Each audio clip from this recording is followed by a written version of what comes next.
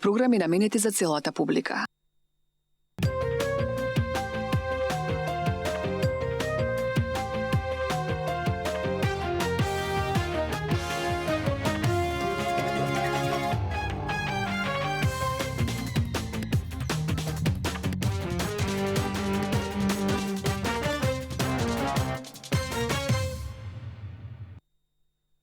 Почитувани гледачи, добро вечер. Добре дојдовте. Како што она шорт нотис ви најавив на Facebook, на многумина не ни најавив за вчера, адхок испадна муабетов и гостувањево. Не е како адхок овдека вечерва, Цветин Челиманов, често пати е гостин кај мене, но овдека со една сосема друга причина, како еден од авторите на документарецот за Џорџ Сорос, кој Сител телевизија го емитуваше во неколку наврати и предизвика големо внимание, па многумина побара репризи, до објаснувања и слично. По тој повод, Цветин Челиманов, како еден од авторите, секако тој и Александар Русјаков, поздрав и до него, ама студиово не е за тројца-четворица, така да и со тебе се надевам дека Александар Русјак нема да ни замери. Имено, вие двајца сте автори на овој документарец. Кога го направивте, што беше поводот и... Па не, ова е една работа која што едноки, односно контрабанда, долго време ја подготвува, ја размислува, ја планира и често пати разговаравме и често пати за... Нели, едноставно тлееше таа потреба да се направи нешто во врска со човекот за кој што сите зборуваат, сите сакаат да знаат за него, а реално многу малку се знае од прва рака. Сите информации што ги имаме се навистина преку пренесени, преку прочитано, преку видено, но не сме имали многу можност да разговараме со луѓе кои што навистина имале шанса да работат со него, а во филмот се застапени неколку такви ликови, или со луѓе кои што па се спротивставиле на него, но во други држави. Тоа беше можеби најинтересниот дел од се тоа, можноста да отидеш бевме во, не знам, Унгарија, во Хрватска, во Србија, во Босна, патувавме, разговаравме со луѓе од Америка, од Полска. Имавте field trip? Да, ние. Да, кажи ми малце подетално. Каде се бевте, значи? Со Алек за Београд. Тиравме. Да, во конкретно... Кога го работевте? Пролетоска. Како доаѓаше, да, пролетоска беше главното снимање, но нели долго време, значи со години наназад се разговараше за оваа идеја, се бара луѓе со кои што би можело да се зборува. Јас и во сад имав контакти со некои луѓе што и работат за Сорос и сме биле во комуникација, но нели на крај како што доаѓаше, нели како што се заострува односите, како што реално и почна и обојната револуција тука и низ Балканот, тие шанси да се направи пријателски интервју, пријателски разговор, нели, полеко отпаѓа, но пак како што зачестува обоените шарените револуции низ Балканот, пак се множеа можностите да се разговара со луѓе кои што, нели, го прават истото тоа што луѓето што работат за Сорос го прават тука, и да се разговара со луѓе што им се спротивставуваат на свој начин. Секој на свој начин, а се е тоа многу слично, многу идентично практично на тоа што го имаме тука. Така да имавме смешни ситуации, одавме со Алек и со екипата, да речеме, да снимаме некого во Белград и сами прашуваат, не знам, јас да речеме сум договорил некој разговор и прашуваат со кого идеме сега да разговараме, па знаеш, ова со српската архибригада, например. Бидејќи луѓето се идентични на македонските демонстранти на Сорос, платени од Сорос или од организации блиски до него, или од USAID, од Американската амбасада и така натаму. И буквално си ги именувавме луѓето со македонските еквиваленти. Идеме сега кај, не знам, кај унгарскиот Миленко, идеме сега кај, не знам, српскиот, не знам, некој да е демонстранти, како да кажеме, Љуми, да. Сега најдовме Љуми у Србија. Не, окей, мислам дека уникат, детето си уникат. Апсолутно. Он отвора нови пространства. Да, особено многу грлат која знае. Актерски способности, дефинитивно. Му го препорачав на син режија кој ќе заврши да му најде улога, дефинитивно. Треба. Треба. Кажи ми, овој документарец кој... Да. После зборови... Овој документарец... Да се олабават малце емоции. Сите да се олабаеме малку е... прв пат да водиш емисија. Да, бе, да, шими се, ова да ми се случи, ама не знам кој со која памет па ми звони во среда емисија. Да ти кажа дека ти е супер. Never mind. Дека ти е супер аутфитот кod Џони Кеш. Многу си добар као Џони Кеш. Немам каубојски Men in чизми. Не можам никако каубојска чизма да најдам овдека, нема. Ќе морам преку Ќе донесам од Аризона, Од Аризона. Не е тоа проблем. Девеле листот, тие се многу елегантни, тесни, па треба вакви. Не може да не Трамп чизми.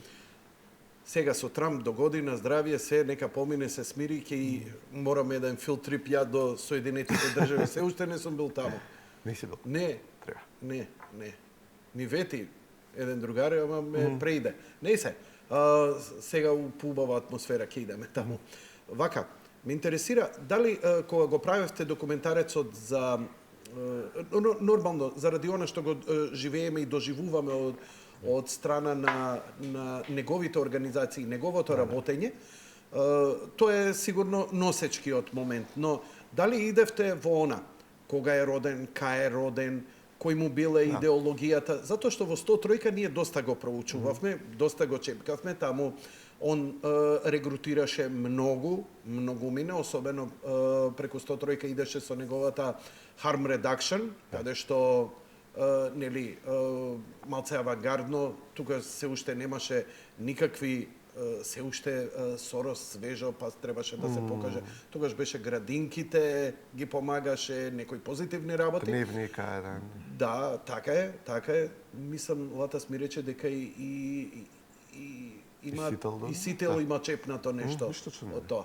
Така што во тоа време он се појави со Harm Reduction, доста интересно ни беше, па неговата книга некаде 80-ти години, као што знаев, кога ја издава, кога му се случува прво нешто слично и мене ми се има случајно, само кај него како провидение му било, среде Лондон додека пешачел му се слошило, му прелупало срцето, мислел дека ќе умре и ревизија си направил на целиот филм, колку паметам сега од таа книга, и решил дека нему му се доволни, не знам, 1, 2, 3, демек, а сите други милиарди што ги има, ќе ги дава за доброто на човештвото. Арно, ама... Напад. Добро. Од Сорос. Да. Арно, ама нешто се случи во меѓувреме. Дали идевте да ги испитувате неговата младост, неговиот развој, како стана? Биографските податоци се застапени, нешто што е општо познато, бевме во Будимпешта, да речеме во местото каде што е роден, во еврејското мало каде што живеел, покриени се нели тие клучни, нели дури бизарни моменти од неговата младост кога како било татко му нели бил ангажиран како евреин од Будимпешта, но бил на некој начин регрутиран, мобилизиран од нацистите, па морале да помагаат во попис, во не знам некои тие воени бележења на која куќа и кога он дава некои бизарни изјави дека многу среќен се чувствувал што нели оделе да ги практично бележат еврејските семејства кои што потоа биле уништени на неговите тешки изјави, нели најконтроверзни изјави што ги има дадени, мислам нема објаснато до крај. Потоа поминате периодот во Лондон, во London School of Economics, кој што и ден денешен е да речеме еден бастион негов на кадри кои што потоа одат во невладени организации, промовираат економски политики кои што се блиски до него. Бевме до Централниот Европски универзитет кој што практично го финансира сега во Будимпешта, кој што за Балканот пак служи како фокален центар на стипендисти кои што од сите земји од регионот се собираат таму, студираат нели таа филозофија на Карл Попер, која што тоа има прифатено, на отворено општество кое што постојано се менува, кое што постојано прима импулси од надвор. Но сепак најинтересниот момент кој што нели мене да речеме беше најинтересен, беше нели не беа оние периоди кога не знам ги урива валутите на Британија, британската фунта, на Русија и нели во малезиските, односно нели далечно источните држави како Малезија, како... Добро, за британската фунта, за рушењето на британската фунта, која британските работници крваво ја платија и ја го почувствуваа по својата кожа, дали имавте конкретни соговорници? Не, за тоа не. Најмногу се фокусиравме на нашиот регион, луѓе кои што го прават истото тоа што го прават тука, и дури беше бизарно како некои аргументи кои што во Македонија ги даваат, можевме да ги слушнеме во Србија повторени само на српски, например. Исто. Значи, буквално, еве да речеме тука. Клонови. Многу пати, до сега сме пристапувале до Бургови. дипломати од председ Американска амбасада, ќе им кажеме, добро, луѓе, зошто сите пари ги давате на фондацијата Сорос, буквално правите од сите кои што не се согласуваат со левицата, со СДСМ. Кој имавте и тој разговор со Сме имале, USA. сме разговарале, да. Добро. Сме разговарале, тоа не е во филмот, но нели, многу пати сме разговарале. И аргументите се веднаш, ама вие сакате како Русија да бидете, вие сакате да се забрани фондацијата на Сорос, или не знам, аргументи од типот кога зборуваш со некој од македонскиве приматели на таква помош. Малце ми е неверно, просто ај разбирам да е Сорос, но USAID така исклучиво да настапува, дека се малце пошироки, барем они во сето тоа?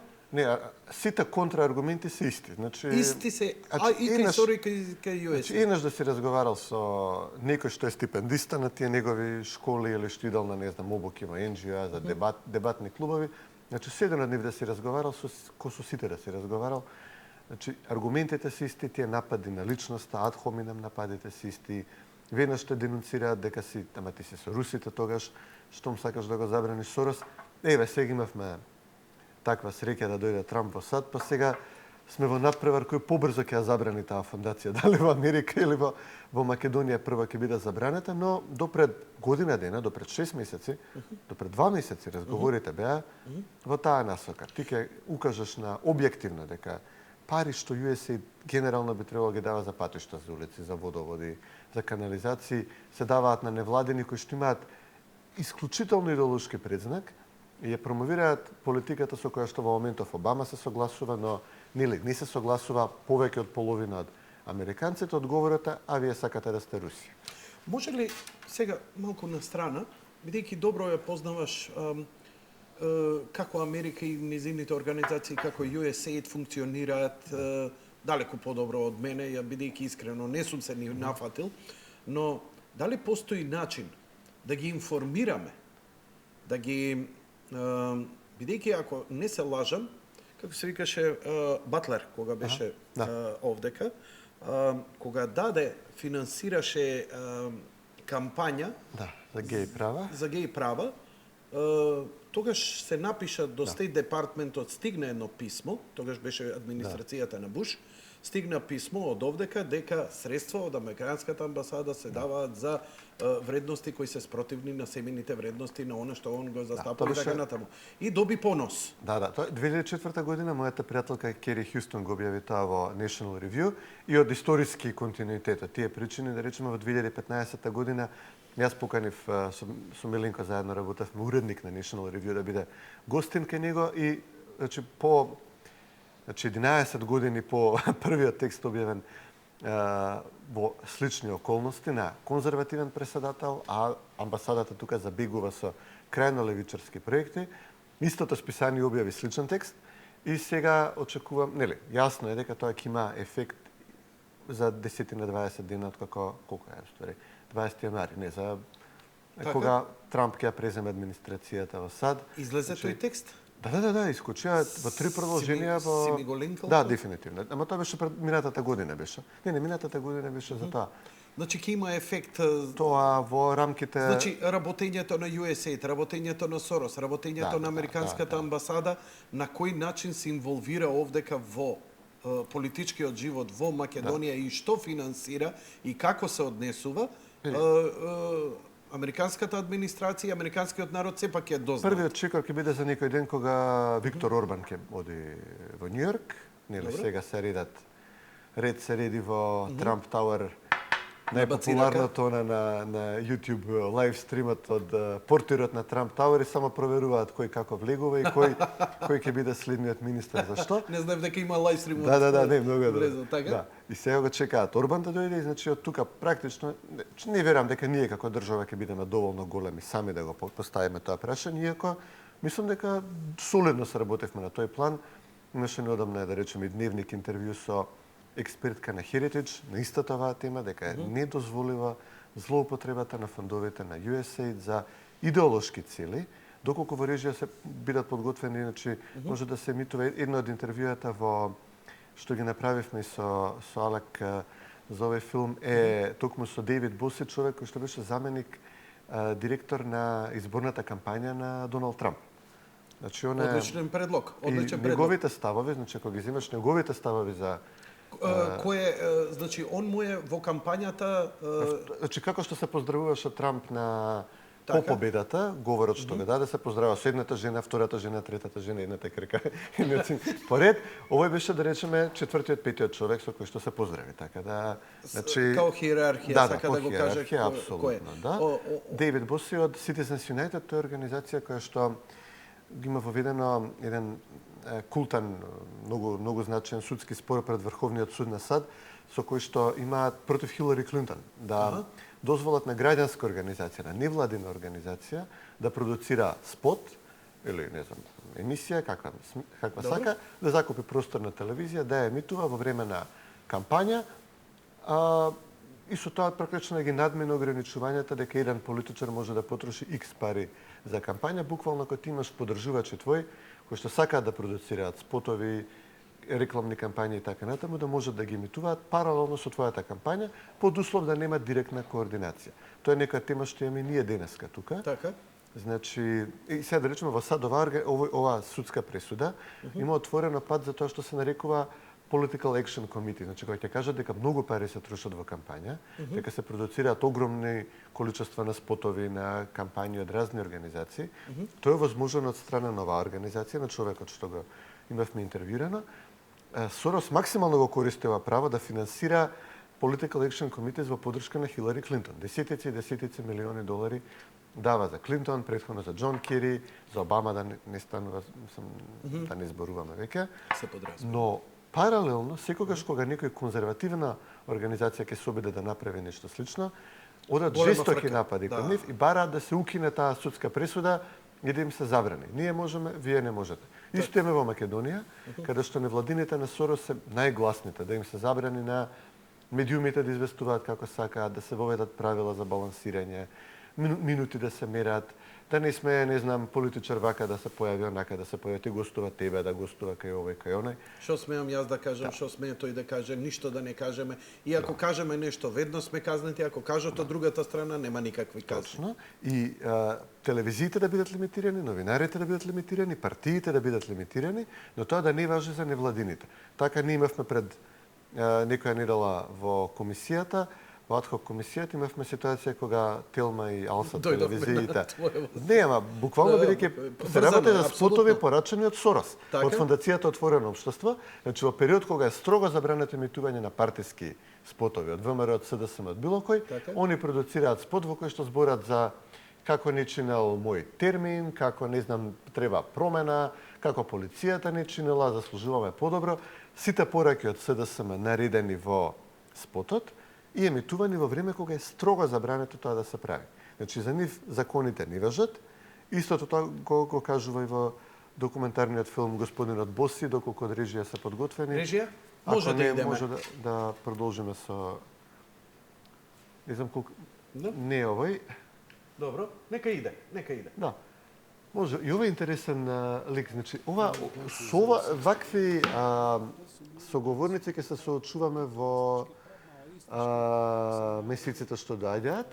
Човек хрватски коментатор кој што живее во САД, Томислав Сунич, се работи за сериозен, нели, антикомунист, палеоконзервативец, но ова е, да речеме, еден од двајца представници имавме на оваа една нова школа на десницата, што се нарекува alt-right, алтернативна десница. Значи, зборуваме веќе и за националисти, за луѓе кои што се спротиставуваат на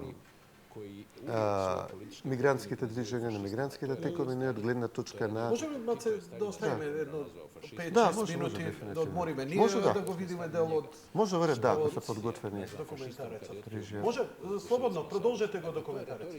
Iz Kominterna još koja je i dan danas živa, da oni svoje političke protivnike na taj način diskvalificiraju. Na vrlo jednostavan način. Ja sam antifašist i svak tko je protiv mene, taj je fašist. I time je diskvalificiran iz politike. politike. Danas ako želite diskreditirati svog protivnika, kao što sada radi konkretno i indirektno gospodin Soros protiv Trumpa, onda ga nazovite da je rasista. To uvijek prolazi. Kažete da je antisemita ili rasista, to prolazi svugdje. Tako najbolje možete diskreditirati neprijatelja. Oni, nažalost, nisu reformirani. To pitanje je zapravo mogu li se komunisti ili pripadnici bilo kojeg drugog totalitarnog režima, uopće mogu li se oni reformirati, mogu li oni postati demokrati. Pa nama se dogodilo 90. godine da je promijenjen sustav, da je uvedeno višestranačje, ali su ostali isti ljudi na sceni. Pa nisu ti ljudi dovezeni odnekud iz Velike Britanije ili iz Kanade, pa su oni jedan put postali demokrati. Ne, to su oni koji su tu funkcionirali, živjeli cijelo to vrijeme i ponašali se na jedan način u jednopartijskom sistemu, kako se već ponašali, i nastavili se ponašati na isti način. Dakle, do danas. Ništa se tu bitno nije promijenilo. Oni su samo promijenili ime stranke. Sačuvali su njezinu imovinu, sačuvali su njezinu praktičnu ideologiju, pa konačno, oni su svojevremeno, komunisti su i socijaldemokrate zvali socijalnim fašistima. Uglavnom, ta vrsta progona je u Hrvatskoj vrlo aktualna i ja mislim da je ona naprosto bolesna. Da se radi o jednoj umreženoj gluposti koju ja ne mogu razumjeti. Ali to je činjenica. Kad im se pojavi, dakle, intelektualac sa desnice, sa ultradesnice, oni se zaprepaste. Pa kako? Svi intelektualci moraju sličiti na Sartra, možda čak mora imati i lulicu, i oko im mora biti bolesno. Sve mora sličiti fizički na to. Tu se nismo dogovorili. It's just what in Central Europe and in Eastern Europe you always notice that the lefties are accusing the right side. It's just they are fascists, they are neo-Nazis, or so. If they are not, but in their hearts there is something, and they are dictators and things like that. It works whole Europe if you look at that. It's just like that they are not European enough and things like that. Стилот на действување на отвореното општество е речиси секаде ист. Се вложуваат огромни средства во локални политичари, медиуми, новинари, интелектуалци и уметници, кои почнуваат да заговараат бунтови, протести и револуции.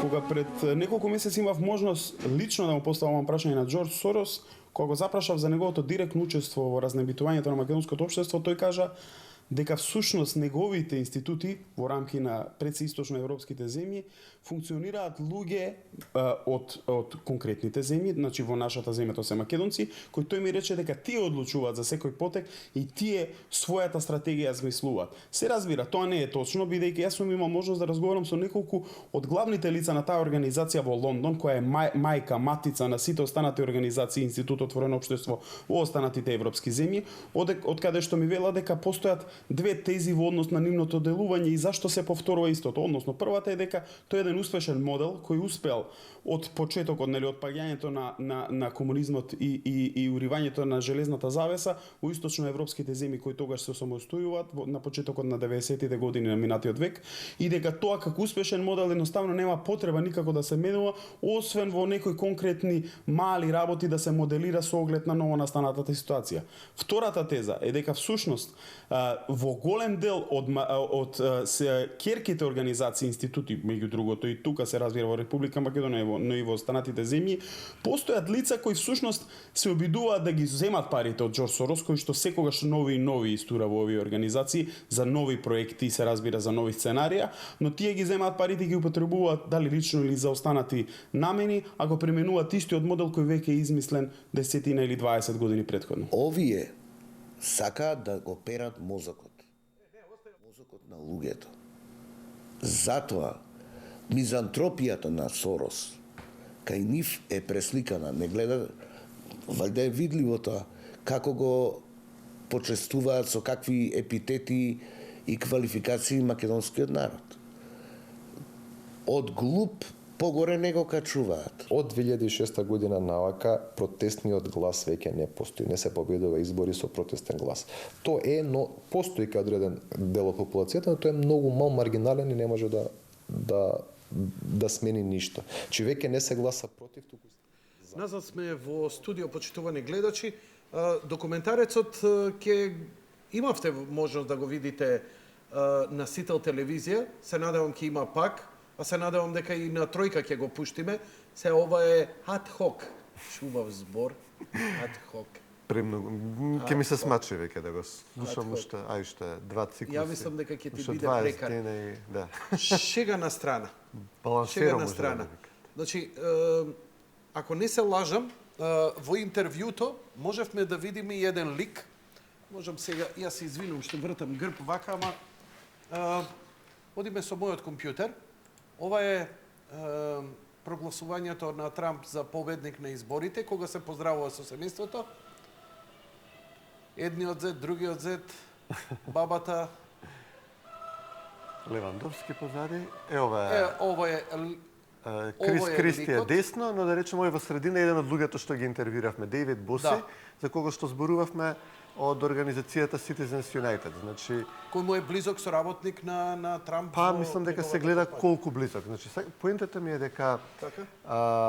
аргументите кои што тука ги имаме изнесувано како критика на организацијата на Сорос, апсолутно се пресликани во кампањата на Доналд Трамп и во неговиот најблизок круг на соработници, почнувајќи од Стив Бенен, кој што работи во беше практично главен уредник, директор на медиумската империја на Ендрю Брайтбарт, починатиот Ендрю Брайтбарт, еден од водачите на популистичкото десничарско конзервативно движење. Ти ги познаваш. Дейвид Боси. Ова треба да ни да значи да ни укаже колкав е неговиот импакт, дека е човек од голем углед во Дека својата апсолутно во Белата куќа ќе влезат луѓе кои што за Сорос размислуваат на начин на кој што ние тука размислуваме на Сорос. Дури и Сорос, грци? зборувајќи за десничарите. Знаеш кој грк е влезен кај него, нели? Мило Јанопулос, така да не е толку голем проблем. Значи Мило работи за Брайтбарт, влезен е Рейнс Прибус, кој што е од конзервативната партија, полугрк по, не знам, мајка татко, претпоставам по мајка, но нели, вториот грк кој што е влезен е еден од најпознатите хомосексуалци во Британија, Мило Јанопулос, кој што се шатира уплаво и Трамп го вика деди и се шета со митрализи наоколу. Така да, не, видете, апсолутно шегата на страна, значи влезена е екипа луѓе кои што навистина многу сериозно ја сваќаат организацијата на Сорос во интервјуто кој што ги имавме со Сите што се излажа, администрацијата на Буш воопшто не ја свати сериозноста на организацијата на Сорос, за разлика од Трамп. Бидејќи Трамп, мислам дека на свој грб почувствува. Но, да се вратиме на документарецот. Бобан овдека во еден момент вика дека разговарал со луѓе од Сорос зошто е тој пристап како што е тој пристап. Што заклучивте од овој документарец? Зошто ваков агресивен пристап? Има Мирка на неколку пати која имала задоволство и чест и не заборав да се запознае лично со Џорџ Сорос. Во некој момент вели, не знам дали го цитира, каде што вели дека Џорџ Сорос вика ги помагам државите, особено од Источна Европа, посткомунистичките, за да можам да им ги рушам владите и за да влијам. Која е крајната цел? Која е целата идеологија? Бидејќи тешко ми е да поверувам дека зад врвната идеологија, евете, ја разбирам, се залагаш за правата на хомосексуалците, за правата на ромите, harm reduction, тоа се маргинални заедници кои, може би им треба поддршка. Но ти едно цело општество да го уриваш, како што овде како газат обичниот човек, и тоа ако не е лев, ако не е либерален, тешко на тебе, ако ти се навртат. Ја на свој грб тоа го чувствувам. Јас, сопругата, децата мои, лични дисквалификации, тоа нели она, ти си ваков, ти си таков. Тоа е типично сород. Зошто тој пристап и која е крајната цел?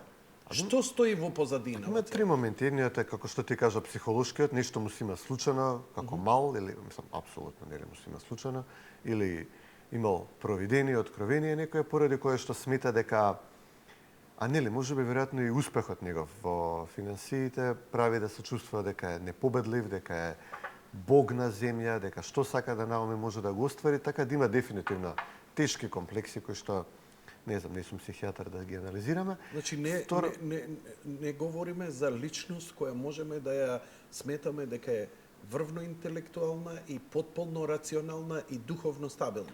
Стабилна секако не, интелигентна дефинитивно, дека е интелигентен, мислам, не би станал толку богат. Нели, но дека е стабилен, сигурно не е. Мислам, таа очигледно се гледа и според тие изјави што ги давал, што ги цитира често пати и според нели, професијата со која што се бави. Значи, тој е втората точка, да речеме, личната корист и интерес.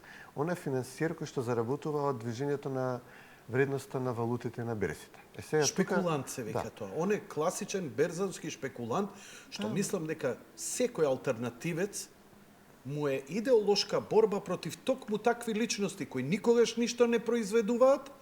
Напротив, они се пијавици или паразити кои заработуваат на... И тоа може биде и корисно, да речеме, ако да пример си шпекулант на цената на некој метал, например, ако се кладиш во полза на тој метал, значи буквално помагаш да се отворат нови рудници во таа дејност, вработуваш луѓе и така натаму. Ако се кладиш против него, односно ако се утврди дека има прекумерна снабденост со тој физички производ, да речеме, ако ти ги повлечеш твоите пари, ги насочиш кон нешто друго, се затвораат индустрии кои што во моментот се непотребни или прекумерно се развила. А тоа Сорос го правеше на светско ниво прилично. Но кога ти си... Немој да ми кажеш дека види. корисно беше уривањето на фунтата и руѓата. Ама не, он не се бави со конкретни производи. Не инвестира во бакар, не инвестира во жито, не инвестира во какао.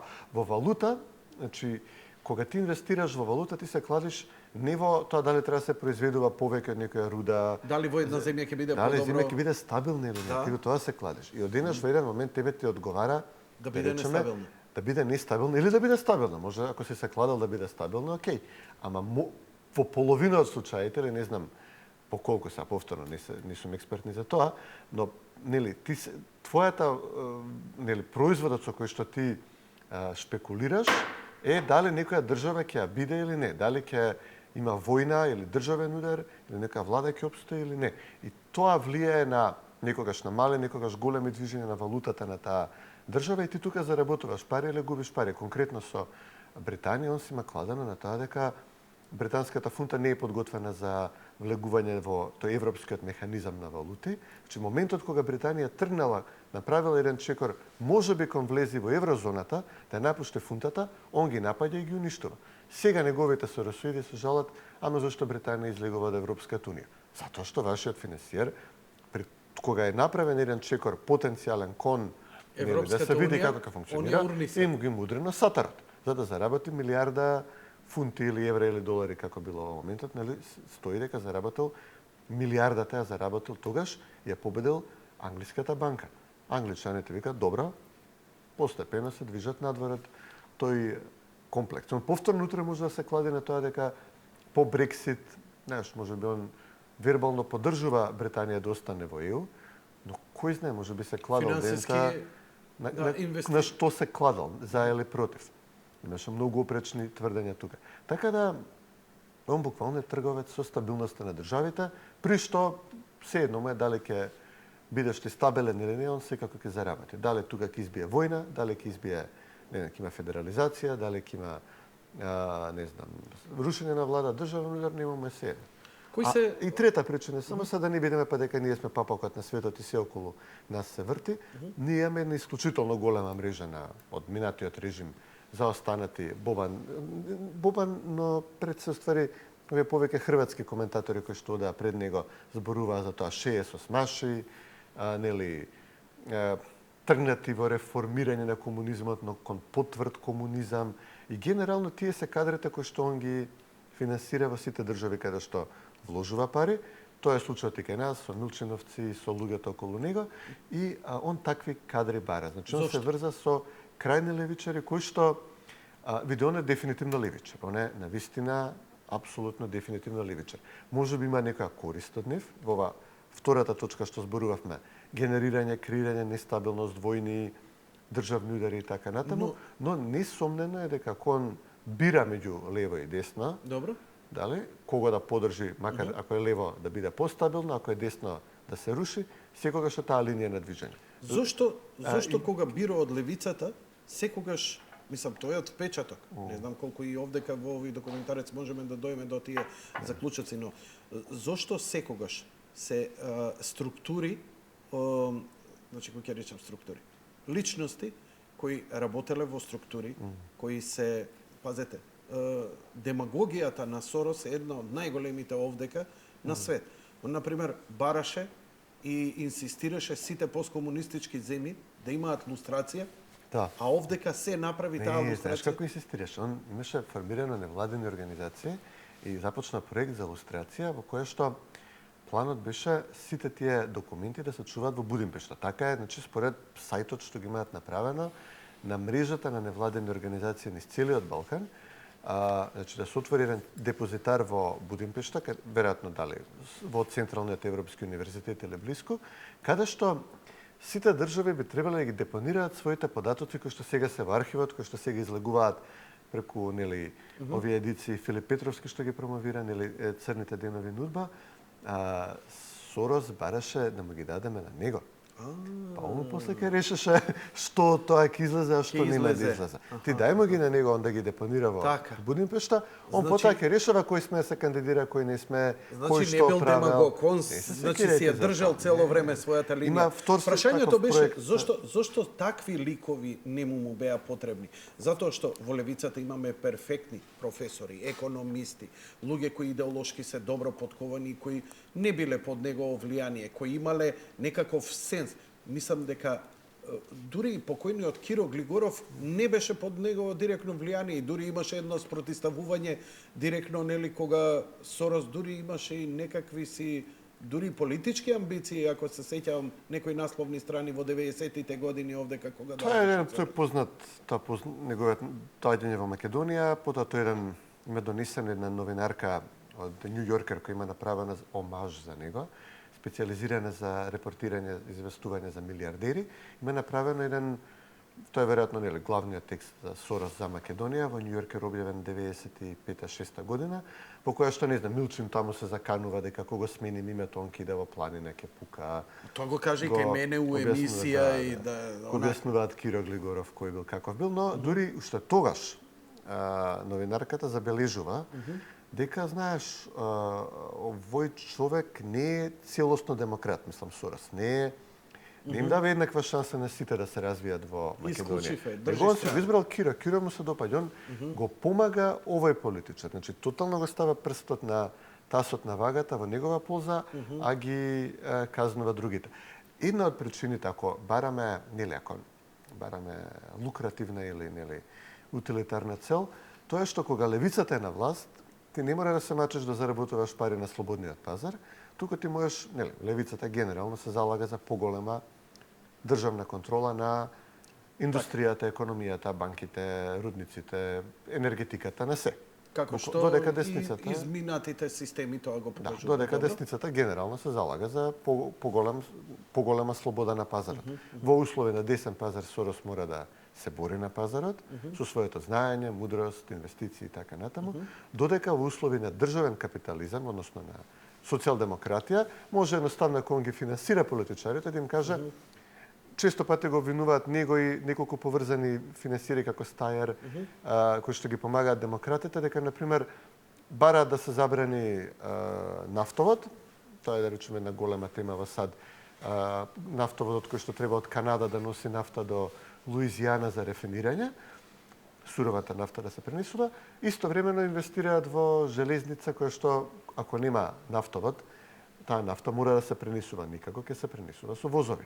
Значи, ти можеш едноставно да одиш преку државата, преку твоите луѓе во државниот апарат да сосачаш некоја индустријска гранка, при тоа да се кладиш на конкурентската гранка или на нешто друго. Да се обезбедиш повеќе, не знам, субвенции за зелена енергија, за хибридни автомобили, а претходно да инвестираш во нека фабрика, да купиш фабрика што се бави со тоа и потоа да им кажеш на твоите луѓе во Значи, тука мислиш дека се лежи генерално, не е толку идеологијата, колку што е лукративното. Дефинитивно. Значи, социјалдемократските движења се добри за да не се мачиш веќе, кога веќе си ги заработил своите 50 милиарди, кога веќе ги имаш, да не мора да се мачиш повеќе, можеш само да ги оплодуваш со помош на власта, а не борејќи се на пазар, па сега треба да се бориш со конкуренција, па некој ќе му текне нешто да го направи тоа подобро, попаметно од тебе, па треба да најдеш начин да го откупиш или да го сузбиеш.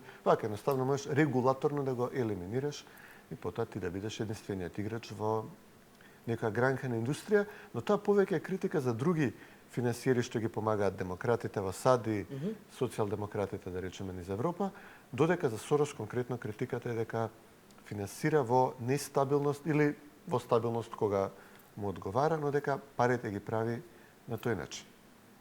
Добро. Би можеле уште нешто да пуштиме од овој документарец и после да залепиме со една кратка пауза. Режија, може да го пуштите документарецот од следниот каде што имавте застанато и потоа ќе продолжиме со емисијата.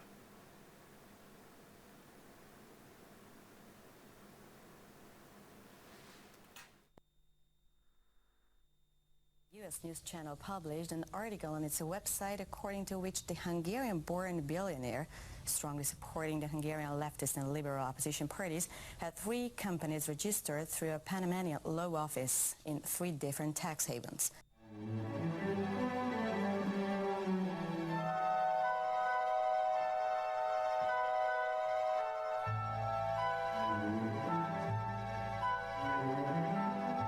Джордж Сорос е американски магнат, инвеститор и автор на неколку книги.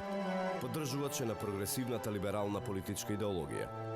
Творец е на мрежата невладини организации Отворено општество и основоположник на еден од најголемите универзитети, Централниот Европски универзитет во Будимпешта.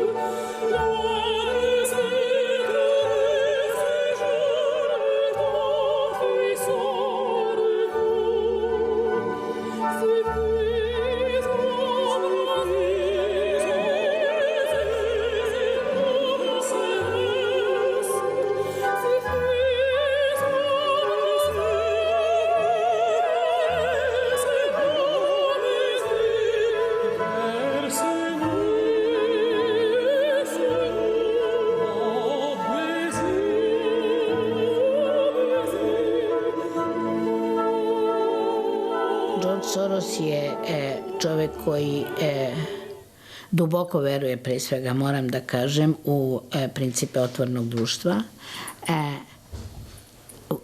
Voli da bude angažovan na javnoj sceni. Jer on ima tu jednu mesijansku ideju, pomalo samouvjerenu ideju da on može svijet izmijeniti na bolje. Беше долго време во овој дел од светот, источна и југоисточна Европа, меѓутоа очигледно дека се повеќе е исто така присутен и во поголемиот дел од светот, значи стана поинтернационален од што беше. Mr. Soros and the leftist, liberal, or in US terms, progressive NGOs and decision makers would like to see some kind of, how to put it, supranational word. Исто тој Џорџ Сорос има дебели и големи проблеми од луѓето кои ја знаат неговата лоша агенда во Соединените Американски држави, неговите сонародници, да кажеме, американци. When George Soros gets involved in something, you have to question what their motivations are, because he is a man who believes that America isn't part of the solution. George Soros believes that America is the problem. Джордж Сорос е еден вид на заштитена мечка кога станува збор за неговиот прием и односи со него лично и со неговите фондации кога станува збор за Европската унија и институциите на Европската унија во Брисел. Како пример за тоа може да послужи податокот дека сите негови последни 10 средби со претседателите на Европската комисија, дали тоа беше претходно Жозе Мануел Барозо или во моментов Жан-Клод Јункер, се одвиваат секогаш тајно, дознават медиумите многу денови или часови најмалку подоцна, се одвиваат на места кои што не се предвидени за средби, бидејќи тие места за состаноци се подостапни за представниците на медиумите, и секогаш од тие средби исходот, односно она за што се говорело, никогаш не е откриено. Бизнисмен кои со шпекулативни сделки на берзата има заработено големи пари и кои дел од тие средства ги има вложено во источна и централна Европа по паѓањето на Берлинскиот зид со отварање на фондацијата Отворено општество. Можем да кажем дека дури формирањето на еврото е негова работа, за која што никој никаде јавно нема прозборувано. Човекот е едноставно монструм во берзанското шпекулирање. Тој точно знае како функционираат капиталите и знае да шпекулира. I think he's ideological. He has a view and he has the money for that. And he has power because of his money, and that's it. So everything that he still believes in that kind of liberalism that I don't think really exists anymore. It just exists because he has the money to sponsor it. Вардар е есенски првак и ќе се обиде на зимска пауза да замине со што поголема предност пред конкурентите за титулата. Вистински испит за црвено-црните ќе биде за Брефтаниот Силекс, кој под водството на Жикица Тасевски не знае за првенствен пораз. Недела 13 часот Сител Тројка, дуел на македонските фудбалски шампиони. Вардар Силекс во директен пренос на Сител Тројка во неделниот термин во 13 часот. Гледајте не.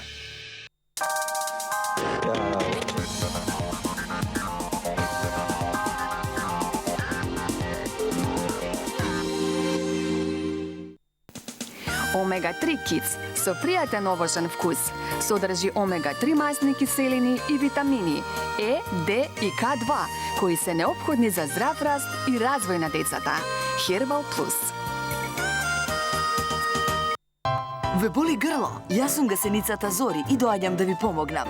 Лижавчиња за деца за грло содржат природни екстракти на жалфија и слез, кои благотворно делуваат на сува и чувствителна кашлица.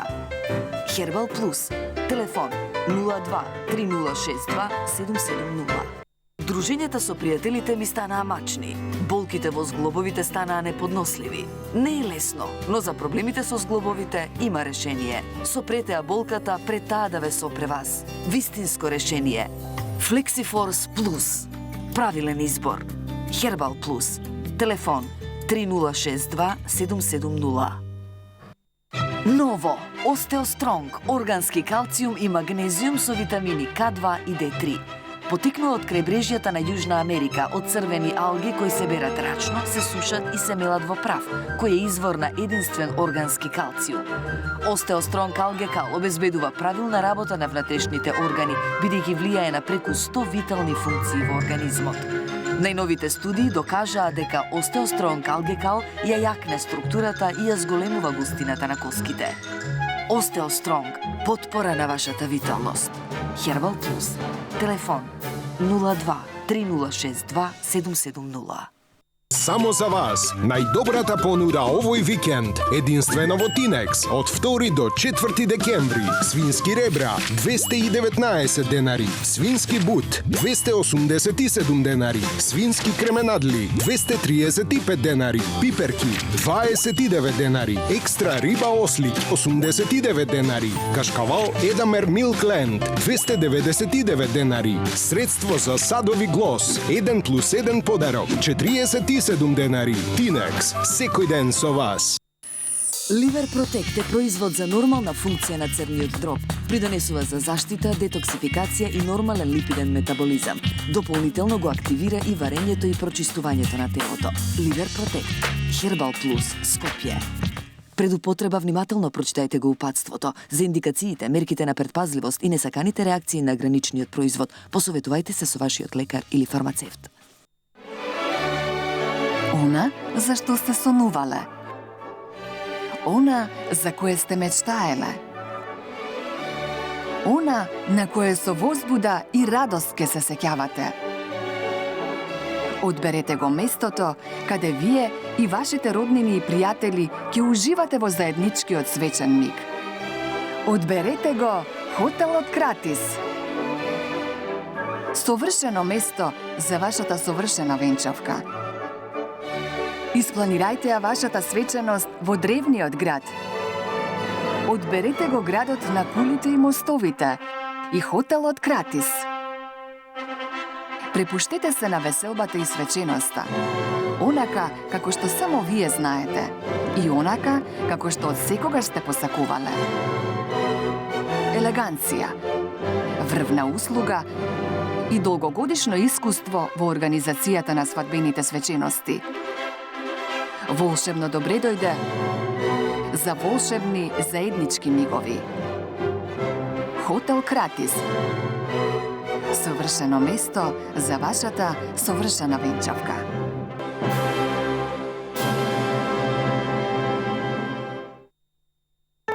Да, ние го подготвуваме Budweiser Budvar, користејќи го истиот оригинален рецепт веќе 120 години. А сепак, секој ден, секој процес, секое шише, секое правило го гледаме со нов ентузијазам. Може би старите традиции треба да се почитуваат на овој начин. Budweiser Budvar, оригинално чешко. Кандилекс придонесува за баланс на микроби во телото и добро варење, причини за настанување на кандида, често и подолго конзумирање на антибиотици, небалансирана исхрана, често изложување на стрес и слаб имунитет, конзумирање контрацептивни таблети. Симптоми на прекумерно развиена кандида, надуеност и проблеми со варење, зголемена потреба за сладка и кисела храна и алкохол, главоболка, замор, несоница. Кандилекс, природен препарат во борба против кандида. Вистинско решение, правилен избор. Herbal Plus. Ново Карваксил, патентирана P73 формула, единствено масло од диво оригано во капсули, ефикасен за целото семејство, против инфекции, без инекции.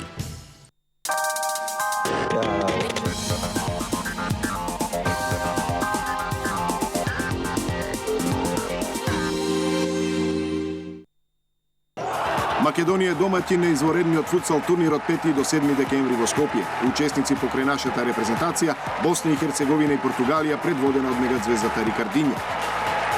Директните преноси од спортската сала Борис Трајковски следете ги на програмата на Сител Тројка.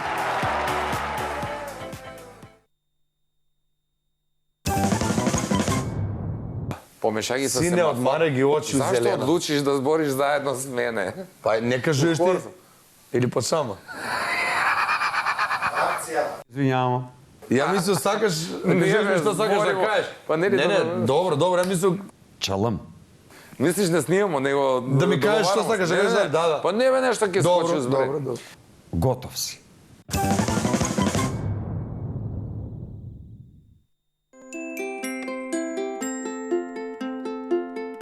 Во новото издание на семејниот магазин Моето дете ќе гледате.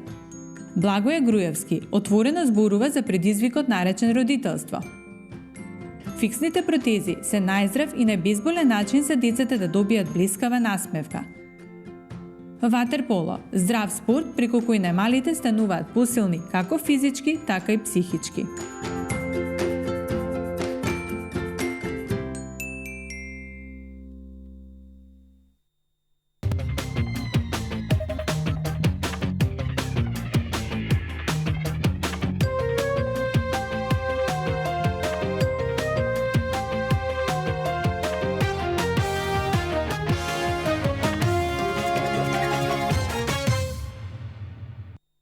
Главните заклучоци кога еден, бидејќи навистина влијанието на Сорос е огромно. Има многумина кои не ги сакаат ВМРО, не ја сакаат десницата и Сорос им е мил затоа што ги помага и сметаат дека е демократски.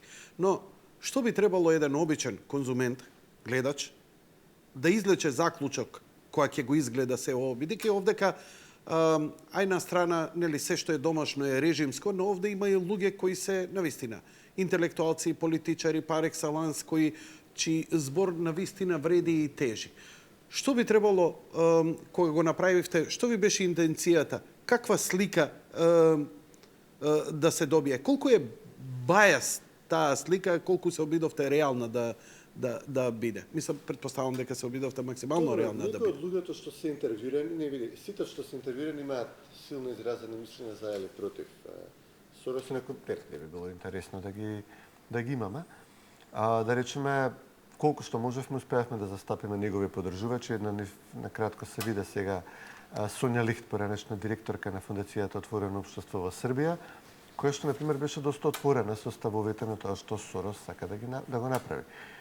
Семејството е надминат концепт, треба да се напушти, абортусот треба да биде максимално користен. Кажа дека Сорос работи за глобална прераспределба на ресурсите, за што веројатно би била потребен некој вид на глобална влада, бидејќи некои држави се побогати, некои се посиромашни и тоа не може така да оди. Мора да има глобална институција преку Обединетите нации, не кажа прецизно која, но која што би кажала дека САД, например, мора да дадат пари на Мексико, Германија мора да даде пари на Германија, на Грција, што во голема мерка одговара на тоа што, да речеме, Сорос го бараше од Меркел. Он имаше голем конфликт со Меркел, кога таа не сакаше да даде пари за Грција. Откако даде и откако почна да зборува за отворени граници, да нема граници, национални државни граници во Европа, туку да биде тоа се отворено внатре во Европската унија, па потоа отворено и кон Исток, Југ, Турција, Блиски Исток, Северна Африка. Значи, тоа се отприлика идеите кои што оваа жена не ги бранеше пред нас. Велеше дека и тука дури малку се сетствавме кога кажа глобална влада како окей, знаеме дека тоа го знаеме збора, од теориите на заговор дури, нели ние сме. Ама страшно е кога ти го каже вака апла. Ако ќе ти го каже човек кој бил директор на Сорос глобална влада, тогаш се прашуваш дали се лудаци кои ги прогласуваат сите на YouTube кои го зборат тоа, дека тоа се случува и се прави.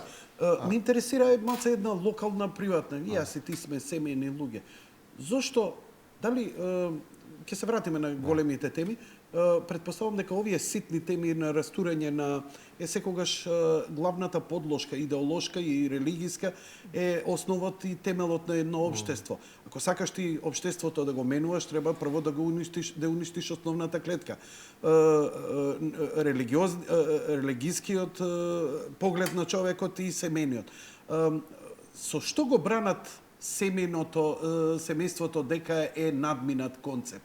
Ќе кажат дека е, да речеме, имањето многу деца води кон сиромаштија и дека поради тоа не требало да се има многу деца, што не е тотално надминат концепт на размислување. Напротив, гледаме дека кога држава демографски има проблеми, осиромашува, држави што имаат голем број деца можат, висока стапка наталитет, можат да додат кон развојни политики и економијата може да се развива. А сите со низок наталитет стагнираат или назадуваат. Точно. Иако се многу развиени, ама и генерално повезуваат после бегалци и пополнуваат. Тоа, знаеш, тоа е еден од аргументите. Ние разговаравме со господја Лихт денот кога неколку невладени организации што беа активни во Грција, да речеме еден од нив е еден од координаторите на тоа на невладините активности околу бегалците е човек што бил директор на Сорос за Грција, кој што ми во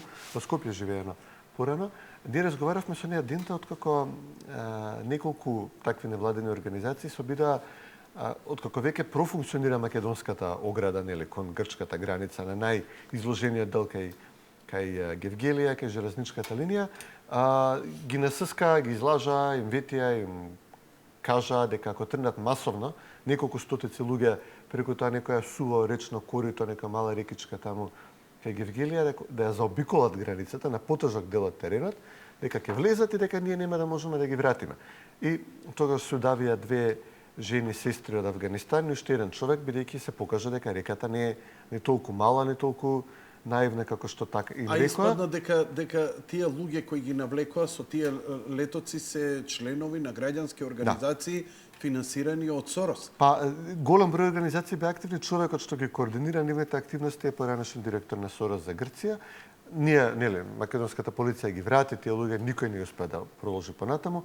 Не можев да видам некоја трага на жалење кај неа, практично како фанатично додат кон тој концепт, дека границата мора да биде отворена, ако ние поставиме ограда, таа мора да се помине преку неа, под неа, над неа, ако ние, да речеме, сватиме дека не можеме да ги запреме тие толку луѓе, тие маси на луѓе, нели, под меѓународен притисок на социјалдемократски политичари што доаѓа во Македонија, ни веле отворете границата, ова не е хумано, мноштво на извештаи што беа продуцирани за тоа како, не знам, грубо ги се однесуваме, користиме солзавец, гумени куршуми, доколку ние попуштавме, нели, ќе беше Србија ќе ставаше ограда, истото тоа ќе се правеше на Србија. Значи, како фанатично да се посветени кон таа цел, меѓу другото и мејловите што искочи од страна на Викиликс, кој што го таргетираа првин Сорос лично, односно неговата организација, неговите мејлови беа објавувани, потоа беа објавувани мејловите на Џон Подеста, висок советник на Бил Клинтон, Барак Обама, Хилари Клинтон и во меѓувреме директор на Центарот за американски прогрес, кој што е најголемата аналитичка организација во Вашингтон на Џорџ Сорос. Од нив видовме дека фокусот бил исклучително голем на тоа како да се помогне движењето на мигрантите во Европа, да се отворат границите, да се продуцираат извештаи. Се разбравме. Да. Зошто се фатија со радикалниот ислам, зошто од исламскиот свет, зошто да се менува демографската структура на Европа? Не знам, апсолутно.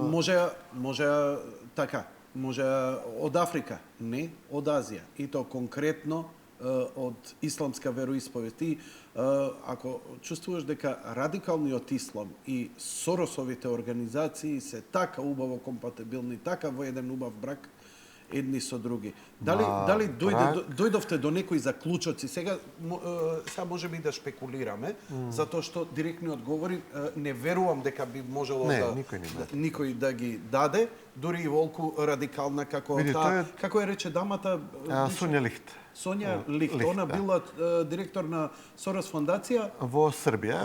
Еден од тие 6 осмашите кои што секаде се, нели, такви директори на тие организации. Тие што ја растори Југославија. Нема добро објаснување зошто мигрантската криза им беше потребна. Очигледно дека е крајно контрапродуктивна, бидејќи како што со секоја фотографија буквално од тие мигранти опаѓаше поддршката на социјалдемократските партии во Германија, во Австрија, во Франција, во Британија. Брексит немаше да се случи да не беше. Тоа можеме со сигурност да го кажам.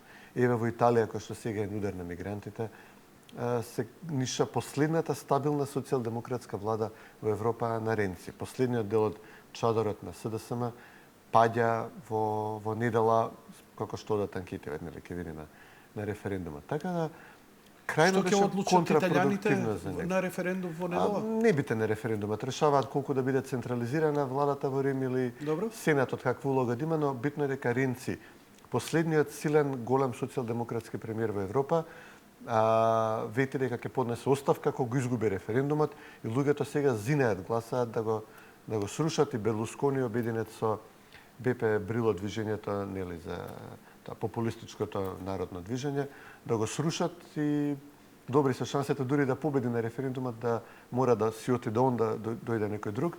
Значи, кампањата за, ако целта беше да се изберат социјалдемократи во Европа и левичари во САД, Сорос е феноменално неуспешен човек. Во САД помагаше, продуцираше како движење на деца мигранти од Мексико и од Централна Америка, по нека логика дека не смееш да ги вратиш децата, најде нека правна зврчка, а потоа откако ќе му дадеш статус на жител, може да бара, тоа го викаат chain migration, повлекување на семејството, мајка, татко, браќа, сестри и така натаму.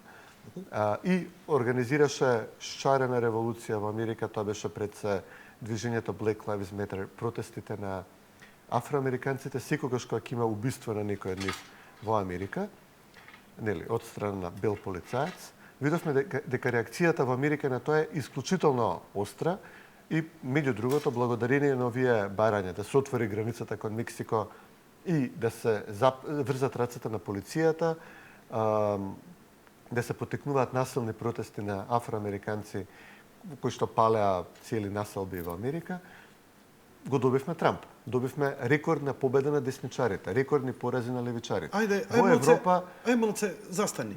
Застани тука. Ај малце, чисто една кратка шпекулација би те замолил. Дали работи за нас? Не, на крајот на криштата, што е крајната цел да се постигне во Соединетите држави? Тоа е комплетна деконстракшн на Соединетите Американски држави. Зар до толку е, да кажем, интелигентен? Така, аналитичарите, до толку ли се во прелез во собствената ароганција, бидејќи овдека се тотално арогантни, вулгарни, крајно, тоа го чувствуваме по наш грб, Цветин лично, а да не збориме и целото општество, секој што е семеен човек, секој што не е со нивна страна, секој што не е либерален, секој што не ги застапува ставовите на Сорос, на ЛГБТ, тоа е нападнато со сите оружја. Таквото нешто, отворени граници, потполно, тоа значи цела Јужна Америка и цела Средна Америка ќе навлезе во Соединетите држави. Тоа не ќе значи стабилност, тоа ќе значи деконструкција на целата држава и распаѓање. Тоа ли е целта? Идејата е, значи во економијата е државата да контролира, да раководи економијата, а во политиката... Па ќе нема држава. До толку ли се во прелест? Они мислат дека сепак ќе успеат ако ги отворивме границите, па утре ќе ги затвориме или Они добиваат победи со тие гласове, иако да речеме, ево, очигледно не е доволно. И пребројувањето не им помогне, гледам. Ако ги собереш гласовите на малцинствата, да речеме афроамериканците во САД ги потпалуваат дека сите ги мразат, дека полицијата сака да ги убие и така натаму, и гласаат 95-97% во поддршка на Обама и Хилари. Да, ама искача Трамп и вика поддршка за овие полицајци кои гинат на улици заради наша безбедност и одржување на законот, па гледаме народ како реагира. Се покажа дека на крај, значи луѓето кои што сакаат стабилност, сакаат безбедни улици, сакаат нели имиграција, ама во некои нормални рамки, значи да примиш одредена група луѓе па да помине период да се научат да функционираат во општеството, да ги прифатат правилата на општеството. Културата нека остане, ма барем законите и економијата да ги прифатат. Па потоа примиш друга група, па ги, нели, тоа се вика, асимилација не сакаат да кажат таму, но, нели, едноставно да станат американци. Нека бидат латиноамериканци, нека бидат монголоамериканци, нека бидат јапоноамериканци, нема врска, ама бидат американци. Тоа невозможно е кога границата е отворена. Во Европа, знаеш, во голем број државите, да речеме, во Европа се многу поголема мерка социјалдемократски отколку во САД економски, но да речеме имаат жестока реакција на демографски промени. Сепак ова е Европа. Посебно после терористичките напади во Франција, каде што нели се откри дека доста е веројатно дека некои од атентаторите проаѓале низ балканската рута, и во Белгија. Збориме за она што се случи во Париз и во Белгија, за масакрите. Париз, Ница еднаш, Брисел колку еднаш. Значи, после тоа, овие политики апсолутно доживеа жесток одговор од страна на гласачите, кои што го гледаме во Шпанија, Франција, Италија, Германија според анкетите, во Австрија, значи, Брексит. Значи, како да, нели, забегаа во крајните левичарски политики, доживуваат жесток одговор од страна на граѓаните, не успеваат, значи, тоа што планираат да го остварат. Напротив, дури држави кои што би одбрале лево ориентирана влада, би можеле тоа што го планираат постепено да го вршат. Едноставно, нели, не е нормално ниту една држава во Европа да не биде водена од социјалдемократија, ама еве, блиску сме до тоа. Значи, оди натаму работата. Не е нормално Британија да гласа да излезе. Да видиме уште малку од овој документарец, од овој навистина документарец кој треба да ни објасни многу работи, бидејќи не е тоа само на прв поглед така како што се гледа. Имаме две партии, се борат за правда, едните се добри, другите се лоши. Стојат малку многу посериозни сили и многу помалициозни интенции токму од ајде да е влада и да се уплашам, а овдека се работи за личност со многу пари и многу моќ која злоупотребува. Режија, одиме.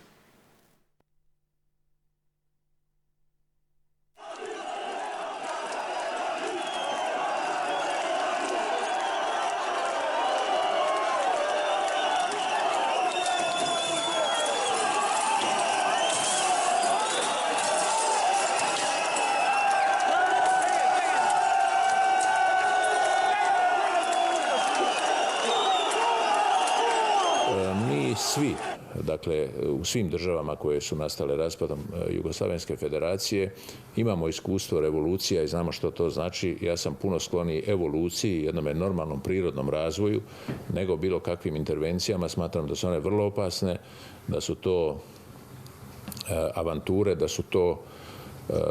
su to nekakve akcije koje ljudi koji ih provode zapravo ni za što ne odgovaraju, uopće ih nije briga kako će to završiti, a narodi, svi koji žive na prostoru bivše Jugoslavije, pa i u Hrvatskoj i u Makedoniji, itekako osjećaju posljedice toga.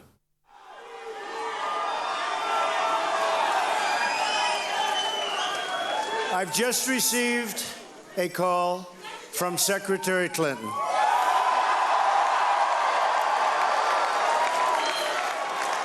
She congratulated us, it's about us, on our victory. I had a chance to talk to President-elect Trump last night, about 3:30 in the morning, I think it was, to congratulate him on winning the election. No justice, no peace. No justice, no peace. No justice, no peace.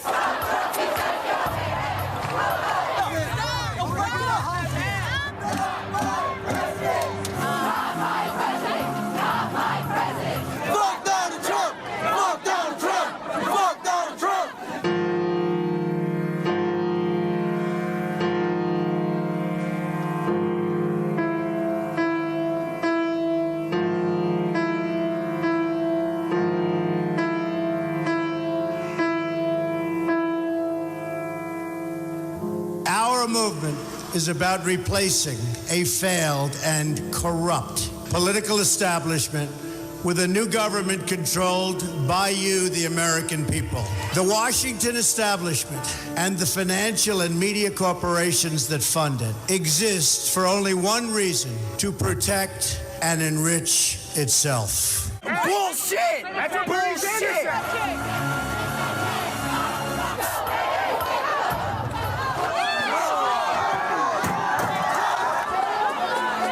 Countries defending themselves and attempting to defend themselves from George Soros and his ilk is vital to the future of our children and grandchildren. He needs educational opportunities like these, and through social media, through obviously constant discussions about George Soros, who he is, what he is, and educating people in Macedonia and other countries as to what his motivations are, and where he gets his money, where he makes his money, is, I think, important for people to be fully educated so that they can make their own decisions. When they hear that he is supporting something, they understand what it's about. Македонија е домаќин на изворедниот футсал турнир од 5 до 7 декември во Скопје. Учесници покрај нашата репрезентација Босна и Херцеговина и Португалија, предводена од мегадзвездата Рикардинјо. Директните преноси од спортската сала Борис Трајковски следете ги на програмата на Сител Тројка.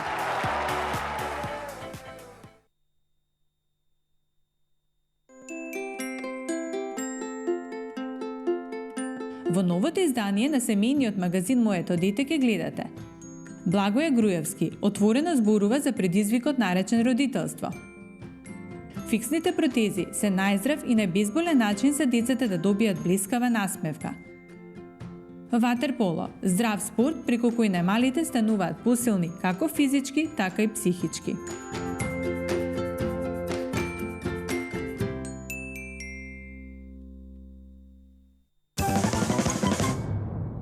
Помешај ги со Сине, одмарај ги очи у зелена. Зашто одлучиш да збориш заедно с мене? Па не кажеш ти? Или по сама? Извинјавам. Ја мислам сакаш, кажеш што сакаш да кажеш. Па не, добро, ја мислам чалам. Мислиш да снимамо, него да ми кажеш што сакаш да кажеш, да. Па не бе нешто ќе скочи збре. Добро. Готов си.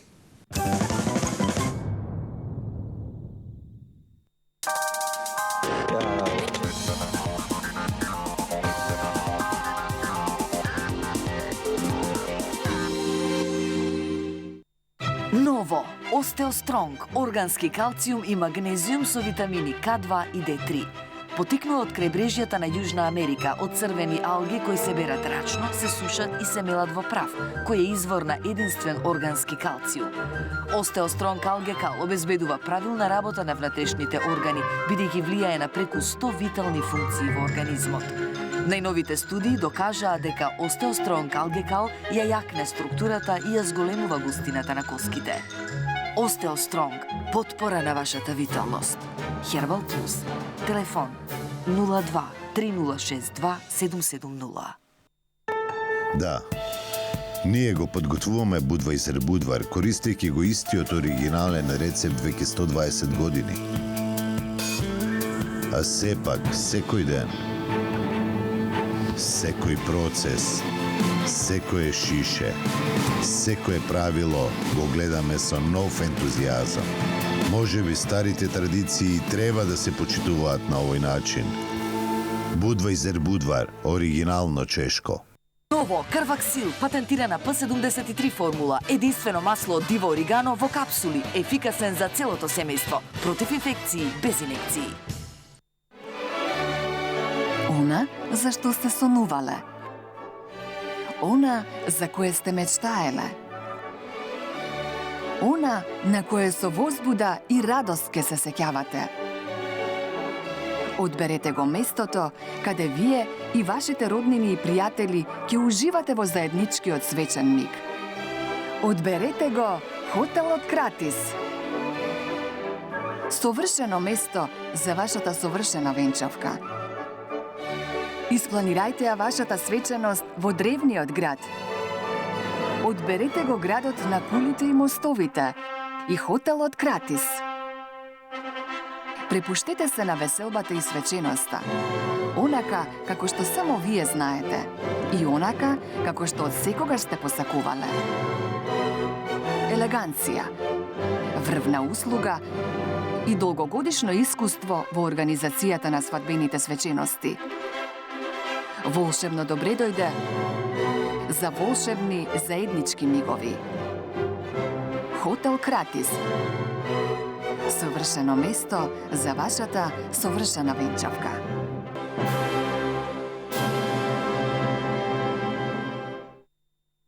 Совршен спој на софистициран дизајн, врвен квалитет и професионални перформанси. Доживеете ја префинетоста во вашата кујна со садовите за готвење TVS од италијанскиот дизајнер Giorgetto Giugiaro, кој меѓу другото е познат по дизајнот на Ферари. Од 5 декември до 8 јануари, единствено во Тинекс, соберете 12 купони и со доплата од 1499 денари добиете го вашето ново тенџере со капак. Со садовите TVS, готвењето на секој семеен оброк е како создавање нова, магична приказна. Да, ние го подготвуваме Budweiser Budvar, користејќи го истиот оригинален рецепт веќе 120 години. А сепак, секој ден, секој процес, секое шише, секое правило го гледаме со нов ентузијазам. Може би старите традиции треба да се почитуваат на овој начин. Budweiser Budvar, оригинално чешко.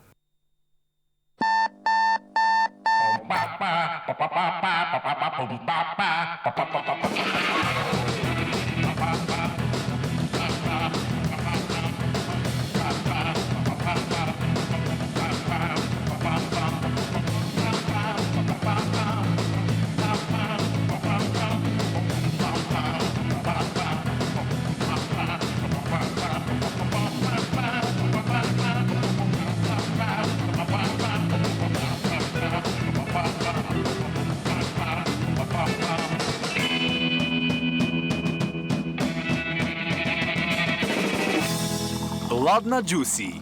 Вкус кој заведува.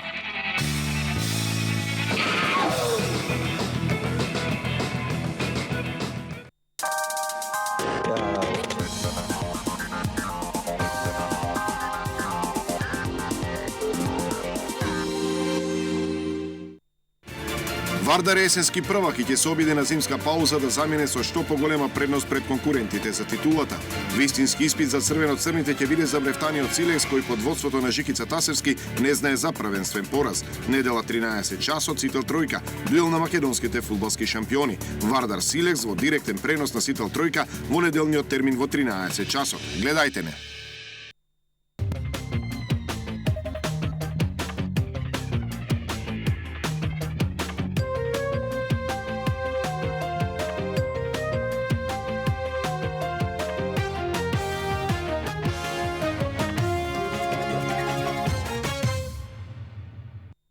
Најчесто Сорос кога делува, првин се што има семејни, религиозни, традиционални вредности, првин стартува да го, како го вика, што напади на личноста, како го рече? Ад хоминем. Ад хоминем. Со навреди, со крајно, ти си хомофоб, како што ме направија мене, ја кој имам у фамилија имам, кој имам пријатели со кои сум растел, со кои луѓе со кои ден денеска се дружам, успеа голем дел од јавноста во Македонија дека сум ја хомофоб и тоа краен и така натаму, например да регрутираат типови оние крајни како другаров на Лила, Боки, со такви вулгарности да се напаѓа со или овој будалава Саша и така натаму, кои ќе извршат валканата работа и да се добие негативен контекст за тебе, за мене, за овој или за оној и така натаму. Хомофоби или националисти, тоа се двете главни опции. Да, или двете спакувани. А може и заедно, да. Може и заедно. Но интересно е што во Америка неколку личности кои се десничари, кои се блиски до Трамп, им ја уриваат овој концепт дека десничарите не се толерантни, дека се хомофоби, дека се националисти. И то имаме и неколку интересни примери. Пример, објасни ги ликовите овдека што ќе ги видиме. Да, ова е што го спомнавме пред малку Кркот, кој што може да биде дел од Белата куќа, Мило Јанополос, кој што Ова е Мило Јанополос. Да, ова е најверојатно дека ќе биде човек дел од Белата куќа, иначе геј. Не, он нешто е геј, он е не знам што е геј-тастичен, да речем. Значи, се работи за човек кој не си ја крие својата сексуалност, е десничар, ама не ја крие својата сексуалност. Апсолутно. Значи, види, и Трамп е првиот преседател на Америка кој што е избран, кој што вели дека се согласува со легализирање на хомосексуални бракови. Значи, Обама не беше избран како таков. Да. Обама кога беше избран и Хилари Клинтон велеа дека бракот мора да остане брак меѓу маж и жена. Значи, Трамп е на некој начин еден од најтолерантните до сега преседатели што биле избрани покрај реториката што ја имаше за во врска со границата, со имигрантите. Но по ова прашање, по прашањето на хомосексуалците, Трамп е светлосник, баш како што е 3 пати женет и не знам колку деца и На страна, ова го говориме затоа што сега, нели, реториката овдека ја менуваат ликови кои се срамота да се спомнат овдека во медиум на наукава гледаност, кои велат, Трамп хомофоб и готово, нели, албанофоб. Коментарот беше друга, на Мило коментарот беше друга. После масакрот во Орландо, кога исламист дојден од Афганистан, значи, во Орландо, само да им објасниме малце на гледачите. Која година се случи? Сега пред неколку месеци беше пред. Стварно има сега беше. Дека беше. Не, ова беше луда година, мислам така да многу не се собра.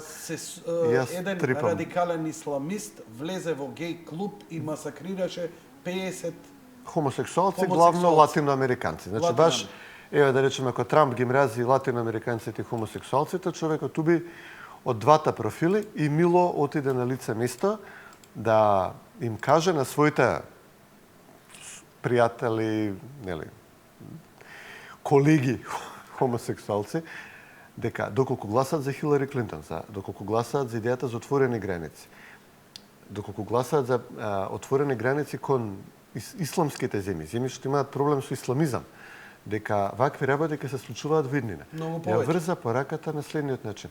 гласите за Трамп, знаете дека ќе има контрола на границата, ќе знаеме кој влегува, нема да имаме вакви ситуации во иднина. А меѓу другото, тоа што го зборувавме пред малку, ти почна да зборуваш дека никако левичарите многу добро си имаат поврзано со исламистите, претпоставам дека беше иронија, бидејќи повеќе пати од тогаш ова го имам нарекувано Орландо коалиција. Имаш коалиција меѓу исламисти и ЛГБТ активисти и луѓе кои што се сексуално крајно ослободени. Меѓу другото и во СДСМ имаме таа коалиција. Имаме сега човек како Мухи Закири, кој што има студирано, колку што знам, за теологија исламска и така натаму. И имаш ЛГБТ активисти во иста коалиција. Значи, тоа е освен омразата кон десницата. Ако не се лажам, ти јавно им постави едно прашање. Ве молам, каков ви е ставот сега на коалицијата по прашањето на абортусот? Апсолутно. Бидејќи Мухи во неговите радикални ставови, длабоко конзервативни и традиционални, не доаѓа во предвид ни хомосексуалност, ни абортус. Какви разлики ние да имаме, да речеме, во десната страна во коалицијата? А имаме, значи јас навистина кажав, овој документарец се некои alt-right луѓе со кои што јас немам многу заедничко, но тие разлики се смешни во споредба кога ти ги имаш, не знам, феминистички герилци како беше Ирина Цветковиќ во коалиција со Мухамед Закири. Тоа е, значи, освен омразата кон десницата, освен омразата кон, не знам, Никола Груевски тука ВМРО или во САД кон десницата генерално или кој да има кандидат Трамп, нив ништо друго не ги спојува. Значи, ништо друго се потврдува мојата теза што цело време ја говорам во емисија. Нив не име гајле за хомосексуалците. Они ги употребуваат само како алатка, тул име за остварување цели. Еве денеска фотографија му се постира од митинг со Стево Пендаровски, кој што нели Стево е урбаниот, бањаниот, нели дотераниот све. Митинзи од села во кој што нема ни една жена во публиката. Каква е таа коалиција? За каква емансипација може да зборувам? Овдека збориме, овдека на мојот компјутер, човекот со брада е десничар. Ова е веднаш после масакрот во Орландо. И до него стои Мило Јанополос. Мило Јанополос, кој е геј. И нормално, овој доаѓа да изрази својата згрозеност спрема тој масакрот и да им даде поддршка на геј заедницата. И погледнете како традиционален човек радикално ќе се однесе пред јавноста за да покаже дека не поддржува фундаментализам, тероризам и дека сликата дека луѓето се од десницата се хомофоби ја разбива со еден гест.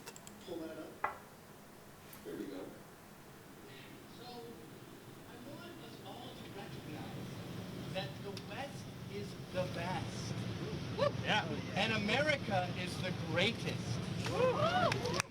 You're great too, Canada. Don't get jealous. Homosexuality is a little weird. You're the most advanced. And as a straight man, standing here with a gay man, I would just like to say, fuck you, Islam.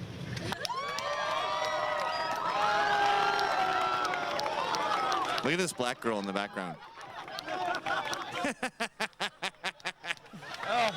Aren't a lot of black people on the DL? Why is she so freaked out by that? None of us got that.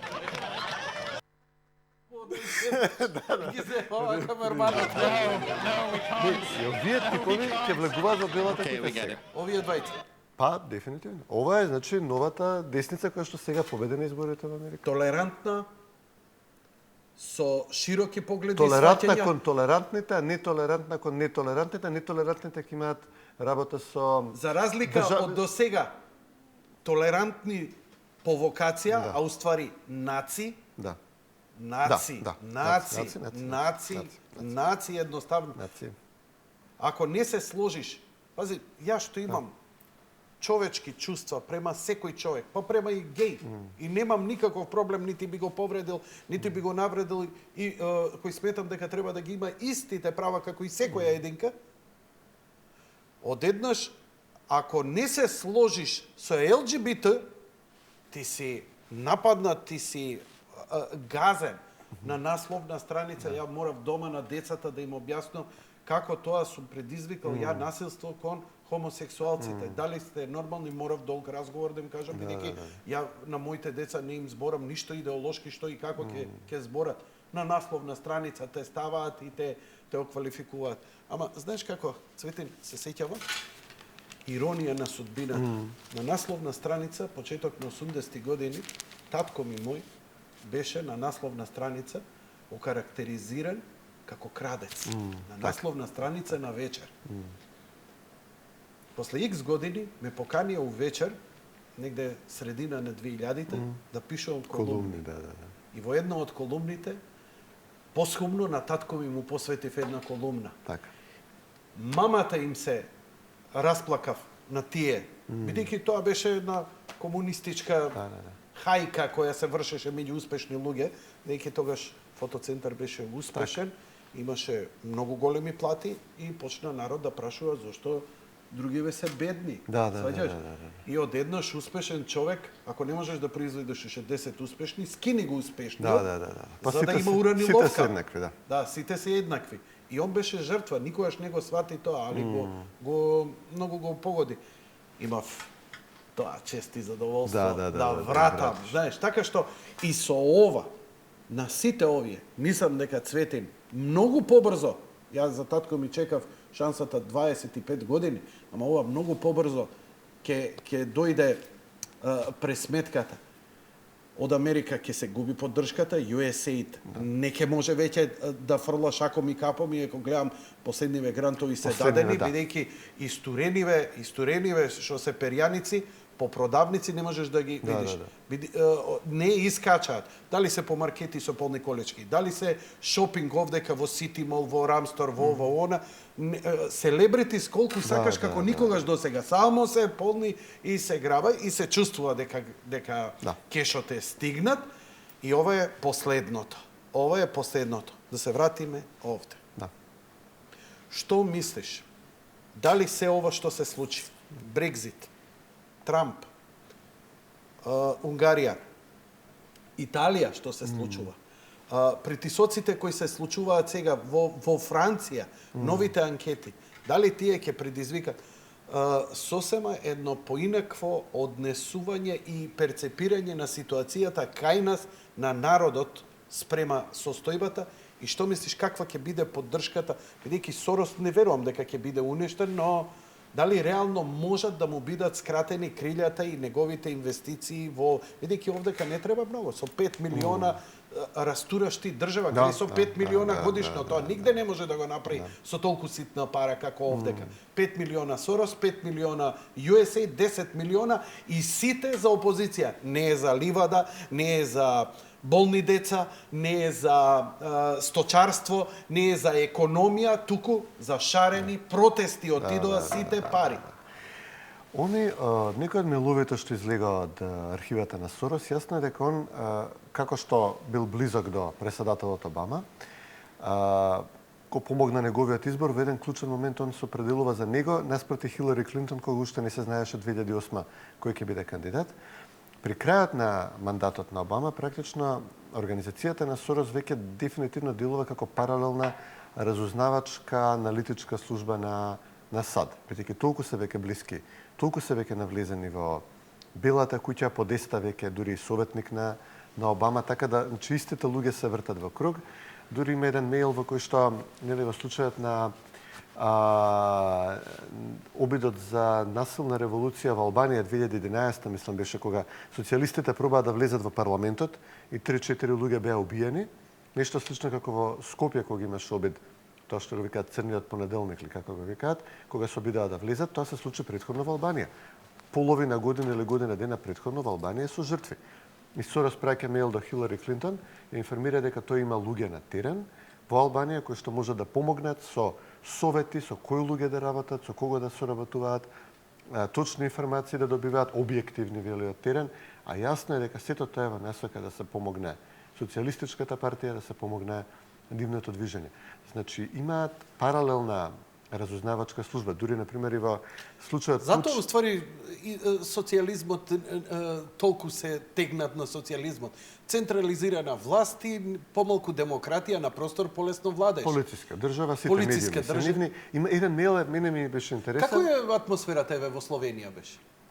Словенија Таму се левичари, таму се, ете, во ЕУ се левичари се. Словенија глупси десниот лидер на десната партија Јанша со глупи неаргументирани причини. Тоа име, предпоставам, тоа и Санадар име, предпоставам, влажниот сон на домашниве соросоиди на Катица Јанева.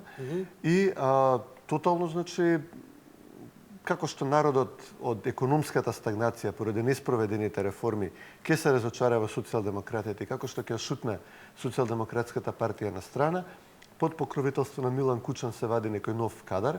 Прво беше Јанковиќ од Меркатор, сега е Мило Церар, ќе видиме кој е следниот. Прават нова партија со ново име и во Словенија практично на секој нови избори победува нова партија со ново име, со нов човек кој што е нешто бизнисмен или професор, додека да речеме пропазарната, десно ориентираната опозиција е тотално маргинализирана, буквално луѓето уплашени доаѓаат, уплашени зборуваат со тебе, бараат да се сретнеме, не знам, некаде надвор, кај што човек нема да ги види.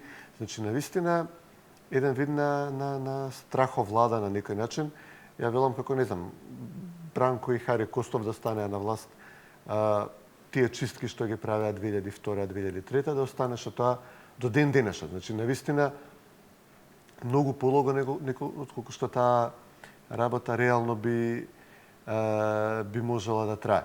Дефинитивно е еден вид на паралелна разузнавачка служба. Имавме дури случај со прислушкување во нели. Може ли тоа да се коси со закон, со устав? Може ли тоа утре да биде? Доаѓа ли време, конечно, да постапиме како некои држави, еве ги објаснуваме последиците, да постапуваме како некои држави, персона нон грата на Сдруженијето и пријатно. Од каде е се протерана Сорос организацијата?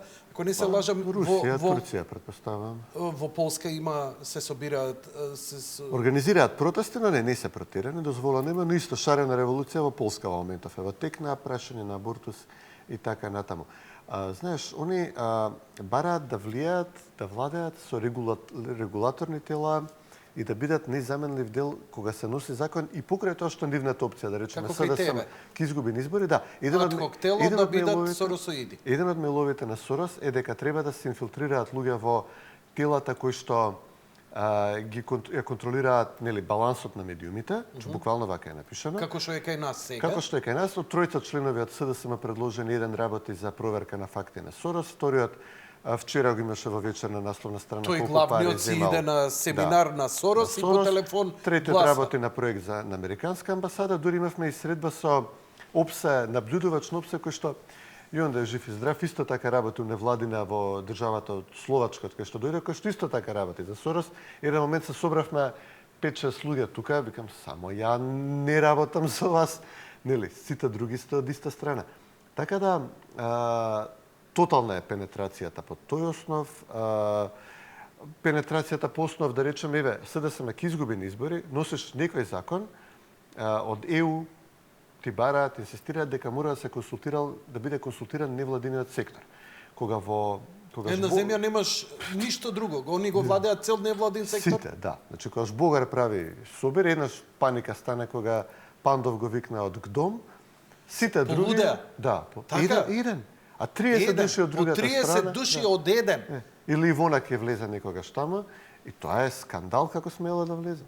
Значи, другите 30 души, 25 се нивни, 5 се онака, ни вамо, ни таму, случајно неутрални. И се ти носиш закон за што и да е, тој закон морал да помине низ тој филтр. Значи, ти, независно што СДСМ изгубил избори, мора да помине низ тој филтр. Имаше, да речеме, во Македонија, ние донесовме закон за лобирање, кој што строго регулираше, ако некој е заинтересирана група, сака да се сретне со законодавец, со министер, со што и да е, мора да е регистриран за тоа, да покаже од каде финансии добива, како ги троши, што му ветила на тој законодавец. Значи, тоа не мораш толку обширно да објаснуваш, јасно ние. Беше паника у Сорос кога се донесе тој закон. Се донесе, така? беше паника, невидена страв дека ќе почне да се преминува. Само примена на тој закон во моментов би значило дека да се регулира ова нивно разбирање на работите дека можат на главна врата да влагаат у било кое министерство, било која регулаторна агенција и кај било кој пратеник и да изнесуваат своји ставови, да лобираат и да ветуваат. И да притискаат, да се закануваат. Ветуваат стипендија за дете, точно медиуми имаме кете. Меѓу другото да речеме како програм преку медиумски. Абе тоа го прават се уште, што ми кажуваш? Се уште се регрутираат од една од друга страна. Еве ги Телма им станува главна 24 вести, да не збориме за порталите соросоидни кои пребогато се кеширани. Либертас, Плюс Инфо, МКД, уште колку ги има? МКД, окей. Не, МКД, нема врска. Меѓу другото, имаше еден од обвинетите во прислушкувањето. Сакам да кажам дека и покрај се сериозно го владеат. Еве и телевизииве, медиумиве се во дефанзива. Значи, нема ставови, нема ништо. Ја имаш ТВ Нова која ја утепа од казнување, а во која имаме десетина перфектни новинари, но ниеден нема став. Да.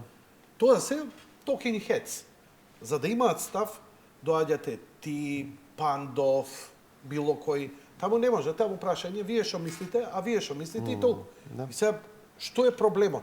Тоа е провладина телевизија, зашто доаѓа едниот, а другиот не ќе да доаѓа. Ова не сме, Ситал не сме, Телма може. Мислам, тоа е аршинот на тројцата колеги, кои што, кажував, одобрени именувања од СДСМ, но поправилно да се каже дека се од Сорос.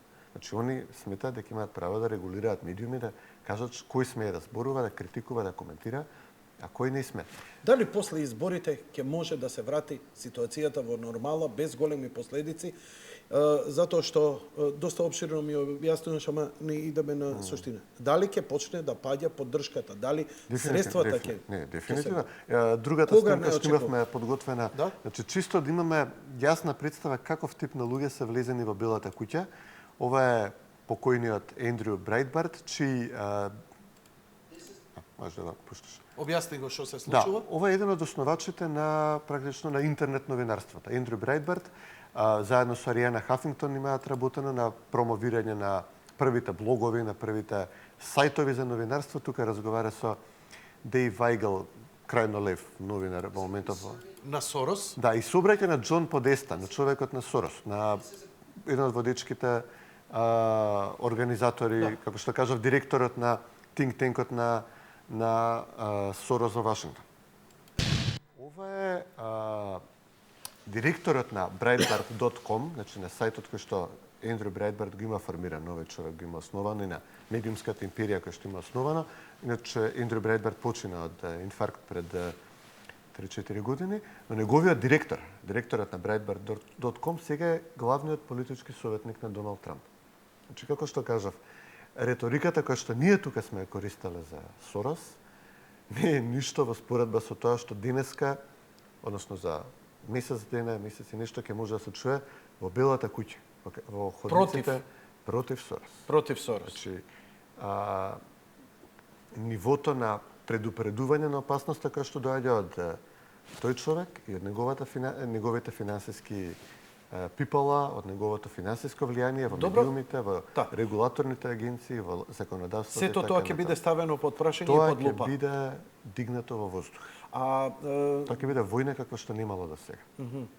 Идеолошка и политичка. Што се одлучи на оној состанок 3 дена во хотелот на демократите? Имаш ли некој ништо не успеа да не излезе во јавноста? Видовме дека протестите после тоа се смирија, почна некој обиди за дали може регулаторно со пребројување одново на гласовите. Ги преброја и тука ништо не испадна. Да.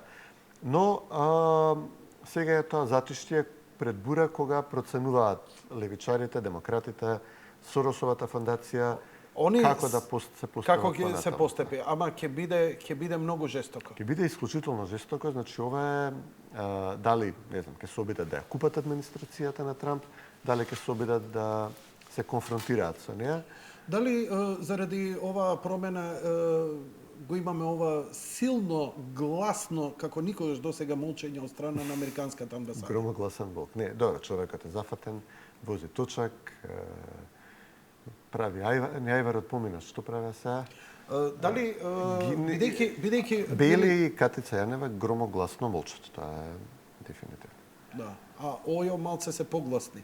Не, Основното јавно обвинителство. Да, точно, да. Основното сега малце за изборните нерегуларности кои толку бараа да бидат строги, сега со свој камен по глава. Дали реакцијата на јавноста исто така Жбогар и британскиот амбасадор Герет ги смири малку, бидејќи ја стартува кампањата заедно со СДСМ и интенцијата беше каде СДСМ ќе има митинг и они исто да пропатуваат, да разговараат, да ги мотивираат луѓето да гласаат. Бидејќи Герет изминатиот период од луѓе кои отворено ми кажувале дека седнува со нас и им вика доста ВМРО, преидете на другава страна, добре, он сосема отворено го застапува тој став.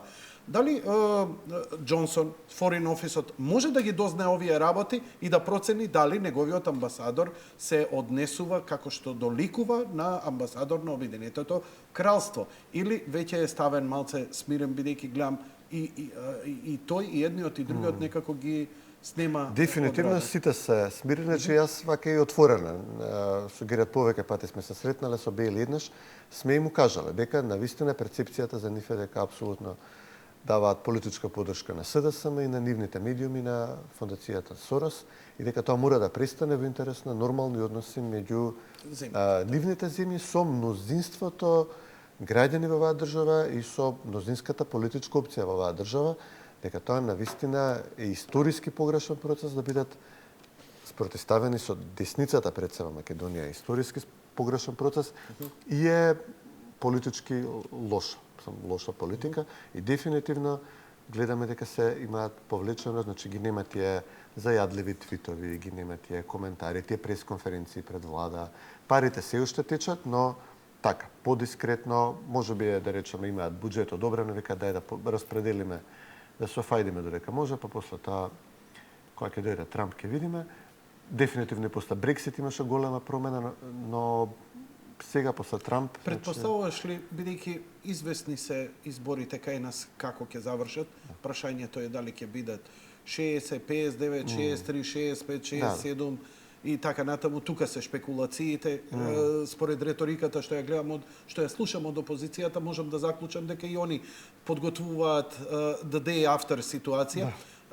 Дали имаш чувство дека би поддржале, например, радикализација по изборите на улица, протести, непризнавање, нерегуларности и така натаму и така натаму. Некои твои колеги овдека како аналитичари изразија загриженост дека во моментот кој ќе почувствува дека губат, можат и такво нешто да се случи. Бидејќи од друга страна тоа е едното, значи радикализација улица, од друга страна приказните што им ги пуштија меѓу своите дека ќе имаме широка влада, дека џабе ние све овдека што бираме, пак сите ќе бидат и од СДСМ, и од ВМРО, и од ДП, сите ќе бидат во влада, што е нонсенс и уништување на демократијата. Да. Како последно, на крај. Тоа не би требало поише од некој месец дури да пробаат, нема шанса. Мислам, влада без ВМРО или влада, широка влада, не. Тие работи до локалните може да има некоја неизвестност дали ќе се формира влада, зависно колку мнозинство ќе има ВМРО и кои ќе бидат амбициите на албанските партии кои што сега зајав намерно ги подпалува за да го отежне после тоа тој процес, но подлого од локалните избори не може да трае. Ние сега имаме влада на ВМРО и ДУИ која што како техничка се функционира, така да мислам дека тука нема да има проблем. И СДСМ е владата, па нема. Добро, не СДСМ поднесуваат оставка на денот на изборите. Кога ќе се утврди? Па сад, значи тоа беше дел од договорот, ќе им биде покажан на вратата. Има право да каже не поднесувам оставка. Брка. Може ќе бара пристапница од ДУИ, не знам. Види, тоа е добро решение. Сакаш да останеш у влада, Оливер Спасовски да земе членска книжка на ВМРО? Може да пробаш. Зошто да не? Зошто да не? Поглупи работи сме гледали. Но Гировски најави валкана кампања во овие последниве десетина дена. Јасно е дека ќе објавуваат снимки, бидејќи немаат веќе нешто снимка што може да се каже дека е некаков јавен интерес, дека тоа ќе биде нешто лични напади, лични дискредитации, дисквалификации, дали на ВМРО или на ДУИ ќе видиме. А доколку види, они прават инциденти. Значи тоа што беше во Куманово со ДУИ, тоа што беше со Диме Спасов, тоа е злоупотреба на полицијата од страна на Оливер Спасовски за да се нападне политичкиот противник. Да му се забрани да води кампања на место каде што, не знам, СДСМ сака да ги добие албанските гласови, па го бркаат ДУИ, а полицијата не интервенира. Или нападот на Спасов. Значи, они веќе размислуваат за инциденти, мислам, тоа е јасно. Организираат веќе 2 инциденти, но, нели, мора да бидат свесни дека после изборите, тие што ќе ги вршат тие инциденти, ќе мора да знаат дека шансата да избегнат одговорност е многу мала. А чадорот е... Чадорот е, како што Гордана Јанкуловска објави на Твитер после изборите на Трамп, е испукинат, се влече по земја, протекува од сите страни. Така да, секој што може да помисли на такво нешто, мора да знае дека, еве, не знам, Груевски излезе кажа дека се срекавале од СДСМ со албански групи, разговарале да се врати на стара пракса на полнење кутии под калашникови. Значи, сите што можат да помислат да се ангажираат. Реално, мислиш ли дека може тоа да успее тоа сценарио? Не, верувам, бидејќи дефинитивно шансата некој да им даде подршка по тоа да избегнат гонење на тие што тоа би го правеле е веќе многу мала. Значи, дали ќе помогне тоа што инсистираат толку многу наблюдувачи, наблюдувачки места и сите тие организации, едноставно сами по себе ќе ги превенираат? Не, делот тие наблюдувачи се таму да прават инциденти. Значи, МОСТ и Цивил ќе бидат таму да прават инциденти, не да превенираат.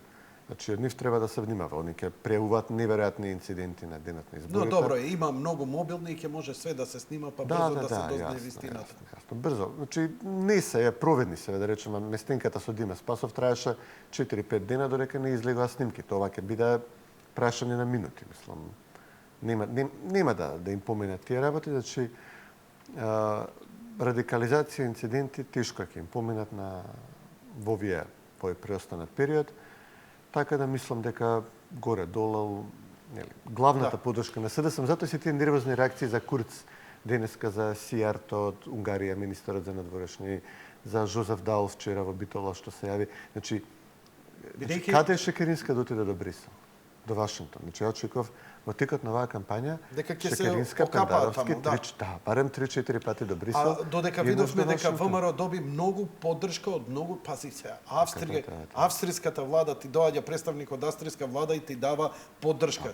Мислам, ама тоа се се партии од Нивен Ков кои што се на власт во Европа, значи веќе да кажеш дека сега имаат и некако повеќе и храброст после Трамп и Брекзит, стварно и кај нив, бидејќи секако беа во и они во некоја дефанзива. Стално ние нешто се правдавме, па не сум хомофоб, па не мразам муслимани, па не мразам бегалци, се грижам за, знаеш, заради тие напади, но нема веќе седнеш, се менува светот на наши очи изгледа во една позитивна насока. Адхок еднаш бевме седнати со амбасадорите на Европската унија во Македонија, само да ги гледаш луѓето, Вишеград, значи тоа се веќе држави кои што се крајно евроскептични, скептични кон Брисел, скептични кон овие глобалистички движења, нели кон крајната левица и така натаму.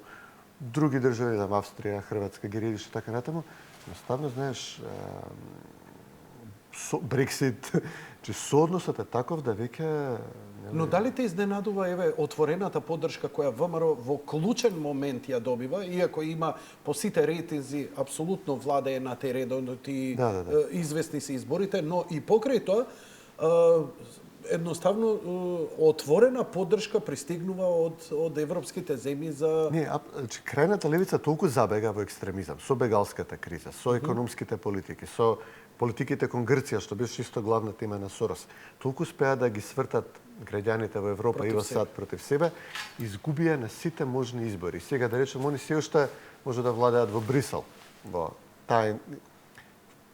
тие структури до некаде, но и тие се свесни дека европски избори ќе има за некоја година. И они се свесни дека дома гледаат што им се случува. Значи, апсолутно не е никакви изненадување. Му се смеја на овој англичанецов што беше што говореше стално против Европската унија од конзервативната партија.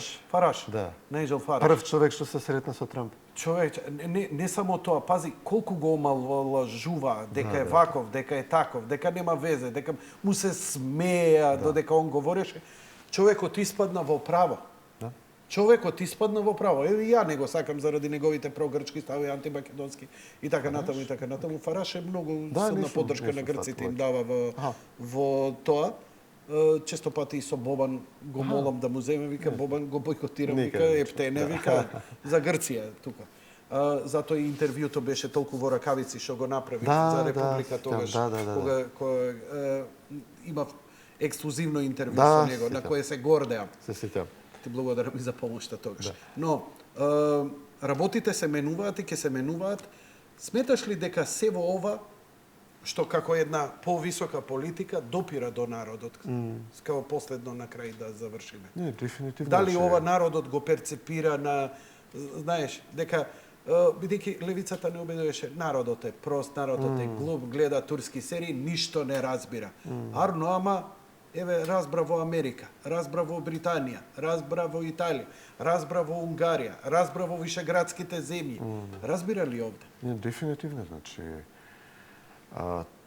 таа Америка забега, значи, во своите политики, кои што веќе не признаваат ни држава, ни вера, било која вера, ни семејство, ни ништо, што буквално успеа, освен една мала група радикали и не знам, луѓе што можеби семејно се од нивната опција, успеа се друго да свртат против себе. Така да, ова е голем бран, ја не му се радувам многу на овој бран на популизам, бидејќи да, навистина, има и националистички елементи, има и шовинистички елементи, во тоа што беше повлечено, што се крена на отпор против Обама, против социјалдемократските партии во Европа, но сами се виновни. Значи, нивото на левичарска радикализација е вон секоја мера и очигледно не може да се запрат. Значи, не може да се запрат, иако водата надоаѓа и ги носи. Така да, не се радувам на ова, но не гледам дека се свесни, значи народот е свесен, не се свесни,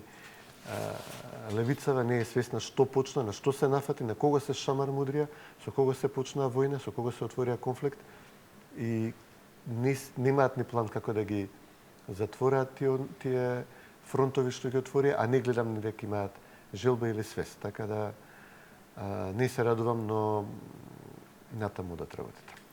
Цветин, ти благодарам за твоето гостување.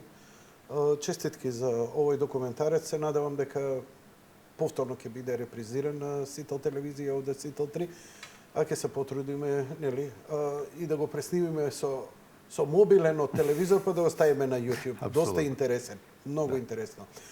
Почитувани гледачи, тоа беше се за вечерва, бидејќи еден не сум само јас една од личностите која беше толку жестоко и силно напаѓана токму од тие соросписки групации заради цел да дојде до вас и да ви наметне мислење како што они сакаат.